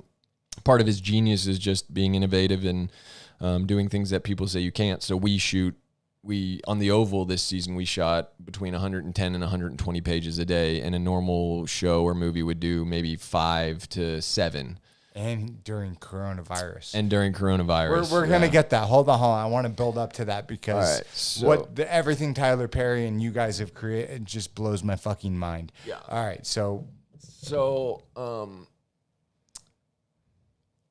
going back a little bit, when I was on Too Close to Home, he was in between season 1 and 2, and he was writing it, and I don't know how much I should share, but he reached out to me and said, I'm thinking about this kind of interaction between you and a gay character on the show, and what do you think about that? And I was like, I don't think he's supposed to go there yet, and I don't even know if it was uncomfortable with the gay, like doing a gay role. I don't really know what it was, but at the time I was a little nervous, and I still wanted to be like the hero of the show, even though my character wasn't that. So I still had this desire to like turn this piece of crap guy into somebody that everybody loved. And, we all love to be the hero. And I just had some learning to do still. So I kind of said, I don't think we should go that direction yet. And then after that show ended, in my year and a half essentially of no work, I was like, dude, what am I thinking? Like, 1, this is hard being unemployed, like crap. And 2, like, you're an actor. Like, the whole point is to go and like, is to honor the writer and just explore it. And like, who cares, dude? I don't even know what the apprehension was. So you should have said yes, is what you're saying. I don't know that I should have said yes, but it just made me, it just took me to a place of contemplation going forward. And when I didn't have work. And so anyways, when March 2019 came around, I had just finished those 2 movies. I was literally sitting at the juice bar. I would go to the juice bar in LA Fitness before my workout, and I would drink like one of these pre-workout drinks, and I would read. So I was reading a book, which has become a big hobby in the past couple of years, and I got a random text from Mr. Tyler Perry, and I'm like, "Oh, are you serious?" Yeah, just like to my phone. I don't even. Who the fuck is it? I don't even know if I had his number or whatever. Yeah. And so he says, I probably have the text, but it was something along the lines like, I'm writing a new show. There's a character, and he's sexy, sadistic, creepy, cruel, fun, and also has same-sex sex scenes with other guys. Pretty much like you. Yeah, pretty much like me. Yeah, man. Like, hey, you nailed it on the head. And it was, and I'm like, holy shit, dude. Like yes. Just like this is happening. And I knew already I was comfortable with it, but like, but I called my dad in between just to be like, cause he's my guy. And I'm like, oh, this is happening. And like, kind of telling him about this situation. And I hadn't told Tyler, like, yeah, let's do it. And he was like, haha, crickets. And I'm like, no, dude, no. So he thought I was kind of tense about it. Oh, Tyler Perry texted you that. Yeah, Tyler texted me about the role. And then I immediately called my dad and was like, you'll never believe what happened. And before I had responded to him. Oh my God. So he's like, oh, okay, maybe you're not into it. And I tried to let him know in that moment, no, I'm comfortable. I want this. Let's do it. And he's like, all right, I'm thinking about you for or he said, I'm thinking about you for this role. That's crazy. Yeah. So, I'm sorry. I don't know. Like, that's good. Most people, like 99.9999% of people in life will never get to experience that moment, my friend. Like, Tyler Perry, texting you, but Tyler Perry, texting you for a role. And I can't even fathom what that is like. Yeah. But all the hard work that you have done to get to this point, it's obviously showing. And it's so funny to like, I don't want to say funny, but like, you kind of go back and forth with your mind. Like, it's just what I've been listening, right? But you've put the work in. You've definitely put the fucking work in. I've definitely put the work in. I mean, I TA'd at my acting class for a couple years where I'd literally on the intensive where they bring in new actors, I would go from 6 p.m. till 2 a.m. for every single Wednesday night and just to soak in more work. And then I was in class and I was creating my own projects constantly. And so I worked hard. I don't think I work as hard now. So that was kind of like what I want to figure out how to have the same drive and fire that I had back then. But But yeah, so I didn't have the job yet, but I had that text in the bag. And then a couple of weeks go by, and I don't exactly know what happened, but my mom kept pushing, like, hey, you should really text him. I'm like, Mom, I'm going to wait. Like, this is, he texted, he reached out, an audition's going to be sent. And then finally she got to me, and I texted. I was like, fuck that. Yeah. Text him. I'm like, I tell that to my wife all the time. Yeah, just do it. Yes, just fucking do it. God damn it. Don't wait for people. Yeah. So instead of just waiting mom. for that audition, she's a go-getter. And then I texted him, and I just was like, hey, I just want you to know how excited I am. I can't remember exactly what it was. He was literally in the wings waiting to go on for his Medea play, and he's texting back and forth with me. And basically that conversation was, which I didn't know, was he thought I was still apprehensive about the gay part. And I was like, I can't wait. And he's like, oh, so you're ready, like you're comfortable. And I'm like, oh my God, Mom, if I hadn't have texted, if I had not have texted, I think it potentially would have gone a different way. So we have this cool interaction, and I remember he's like, oh shit, all these Secret Service guys are clean shaved. Like, what do you look like without a beard? And I sent him that, and then... You sent him just shaved your beard off? And I'd say I didn't have one at the time, and so but I sent him something from one of those projects I had just referenced, the rom-com. Yeah. Anyways, I don't remember exactly the timeline, but within a couple days, I was actually visiting my family in Atlanta at the time, in Georgia. So they invited me for an audition, and I went and taped with their casting director there, and there was all sorts of stuff that wasn't putting me in a good spot, man. Like, the lighting was terrible. I knew it, and like she was nice, but like there were certain aspects of it where I was like, dude, I know this could have gone better. So I was a little bit worried, and I didn't hear anything for a while. Then I think it was the next day that I got I was sitting in the backyard of my parents' pool. My nephews were out there, and I got a text from him. Your audition was perfect, offer coming. And I literally started screaming. I literally was like, yes, yes, yes, yes. And my nephews are like, what is going on, dude? This is crazy. And that's when I got the offer, and my God. And so we were the first show, us and one other show, Sisters, are the first show. He had just done a big deal with Viacom. So my first show I did with him was on TLC, but he typically did stuff on OWN, Oprah Winfrey Network. Yeah. He's now signed this deal with Viacom, so we're on BET. Yeah. And we're like, they're kind of revamping the network with our show, and he is just finishing, I don't think they're quite done yet, but a show called The Have and the Have-Nots, which has done 200 episodes. And he's told me directly, like, I see this being, a show like that. So we've done now 47. We just shot our second season.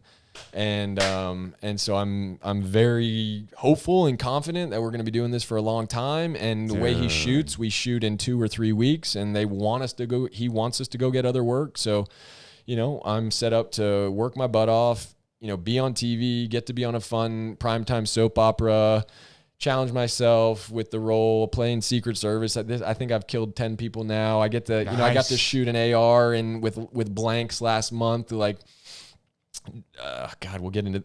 We don't have much more time, but I was doing this scene where I'm in a van, and the stunt driver nails another car, does a spin out. I get out with blanks, get around the car, down, the car leaves. I jump in the driver's seat of the van and pull off, and it was just incredible. Dude, I'm an action star. You're literally doing this. Yeah. I got to do it all.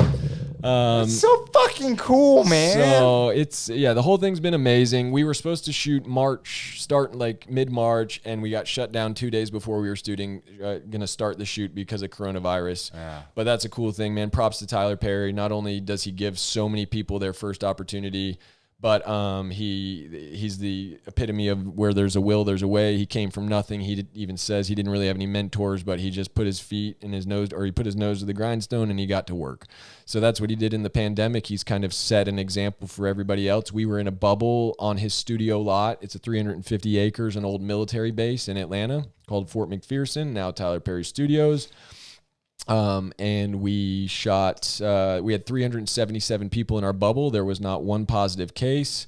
We tested every couple of days while we were there, but it was the coolest experience. You never left the bubble. I'm staying in, by the way, my grandfather, who was a 2-star general, actually lived in the next house, one of the houses next door. So he let us, the actors, stay in houses that were built for the soldiers back in the day. And I stayed in a house next door to where my grandfather lived on this military base back in the 70s. Yeah. So really, really amazing. And I would do it this way every time the gym was open, or you go for a run, you go work out on the basketball court, and there's food, and they had movies on the lawn. So they had a big blow up screen and had movies at night. And they had, every night after rap, they had 2 food trucks or 3 food trucks and an alcohol truck. And those were open for 2 hours. So some nights you're rapping at 2 a.m. and these are open till 4. And it was just a fun experience. No way. And we crushed it, and we got to work during these crazy times, and it was cool. There wasn't like really any talks of, politics or any of the weird shit. We were all just there being friends, working together. For me, frankly, it's pretty cool, like being on a show that's primarily black, because I get to be the guy in the room for once that's like the minority. Yes. Yeah, absolutely. And like, I've always had lots of black friends. I've had my last 2 roommates before I moved in were black guys, or last 3 actually. So there was never any like disconnection with that culture. But it is kind of fun to work in an environment where I'm the different guy. You're the minority. Yeah, I'm the minority. And it's not right or wrong to say. No, it's just cool. It is what it is. Yeah. No, it's fucking awesome to look at life from a different perspective. And what Tyler Perry has been able to do is just, dude, everyone's fucking talking about it. Yeah. Like, because my wife is a union makeup artist. She's been out of work for months now, right? Yeah.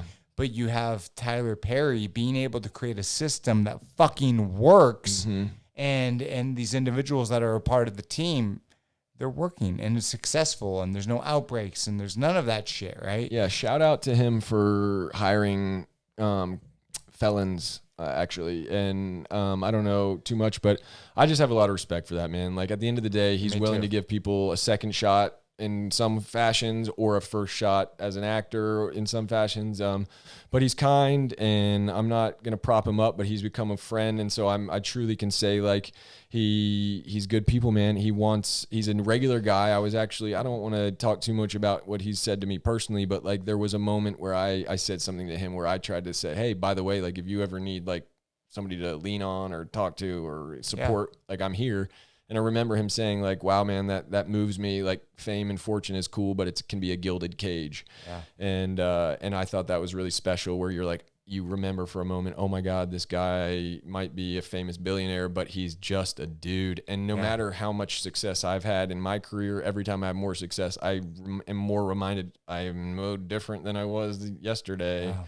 So, so a lot of love, a lot of appreciation. Our show's fun. Check it out on BET. I think we're coming back for season 2 in mid-October this year, but it's just a fun primetime soap opera. I play Kyle Flint, Agent Kyle Flint. I'm a Secret Service agent, kind of a fixer guy, and I've got a lot of psychological damage that leads to some pretty interesting scenarios, but I'm really proud of being a part of it and have a blast. And so I hope people will check it out, and a lot of people do. I think we had like almost 1 million live viewers. That's insane. Which was cool. That's insane for today's standards. Yeah. That is insane. Yeah, I didn't know. There's I think it's Soul Train or something, a show that would come on right after ours, and the production value is great, and it's a really, like, I've just watched a little bit because it comes on after us, and I look at the numbers, and they're like getting 400,000 or something, and we're getting 1 million, and it's crazy. His following's crazy.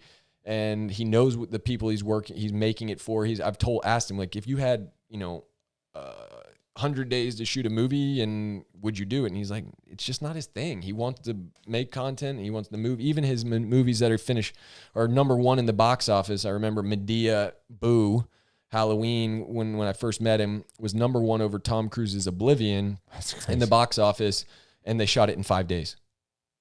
5 days. So wait.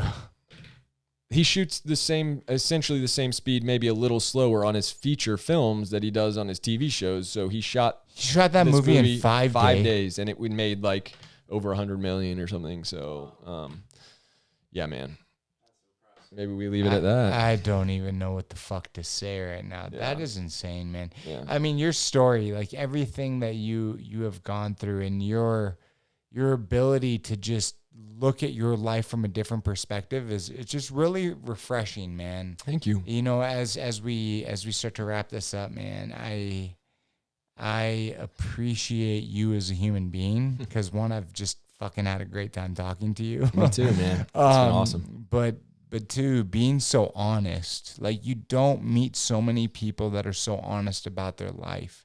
And that was a key thing for me when I started this podcast. It was a key thing when I talked to fucking Daniel and came on. And, you know, it was just, I had to be honest about my life. Like, I can't bullshit about this. And having someone else come on here and be as honest as you, as myself, as fucking Daniel, it's fucking Daniel. Fucking Daniel! Oh, I don't even have the white band. This is gonna be like an ongoing thing from now on. I promise you. It's so refreshing. Oh man, it's refreshing to get to chat. And it's just another reminder for everybody out there listening, man, go connect, go whatever. Like we may never see each other again. We may see each other again soon, but if nothing else, like this has been a cool thing that enriched all of our lives and reminds you of some of the things that other people are going through that, you know, a lot of times you feel like you're on an island with your problems. And like every time I've had that and I start talking, I'm like, oh my God, like every guy I know is going through that same thing, or girl. So yeah, I think it's just beautiful. We go connect, go talk to people, tell your story. Like yeah, we could keep going forever, man. But fact. Like, yeah, it's really beautiful. And I think the last round of shooting of my show actually taught me that we were having a sappy cast moment the last night after we wrapped, and we were saying what we were grateful for and like what our intentions were. And basically in that moment, I just told them it reminded me that human connection is my spark, and it's all too easy to disconnect from the world. And like when I'm feeling down, like just go be around people, and then the rest will figure itself out. It always does. Yeah, man. It fucking always does. So human connection is so important. Yeah. Okay, so where can people find your stuff? Instagram at Brad Benedict. I don't really go on too much other social media. On Facebook, I think I'm at the Brad Benedict. I got a little fan page there. On Twitter, when I only really go on Twitter when we're shooting, but I'm at Brad Benedict there too. But yeah, reach out on Insta if you got any questions or anything. They can put me, DM me. I'm pretty good about it. So slide through that DM, bitches. Slide on in. I just want to cover a statistic with you that's just really impressive. It says 88% of readers can recall a dream of the future that remained unfulfilled, and a whopping 33% could recall a dream that has come true. So thank you for chasing your dream and being the 33%. Thank you, man. Boom, motherfuckers. Let's end it with that. Daniel fucking dropping some goddamn wisdom. Appreciate it. I love that shit. All right, people. Thank you so much for listening back to your story. We appreciate you. And just tune in every single week. Hell yeah. Tune in. That's right. Boom. Peace. And I'm out, motherfucker. Wowzers. Thank you so much for watching Back to Your Story. Don't forget to subscribe to the podcast. Hit that bad boy right there. You see my head? Hit that. And we're constantly putting out new clips and new teasers. Hit that bad boy right there so you can see some of the greatest stuff that we're putting out. Thank you so much from the bottom of our heart for watching Back to Your Story. Have a good night, people. Mazel tov.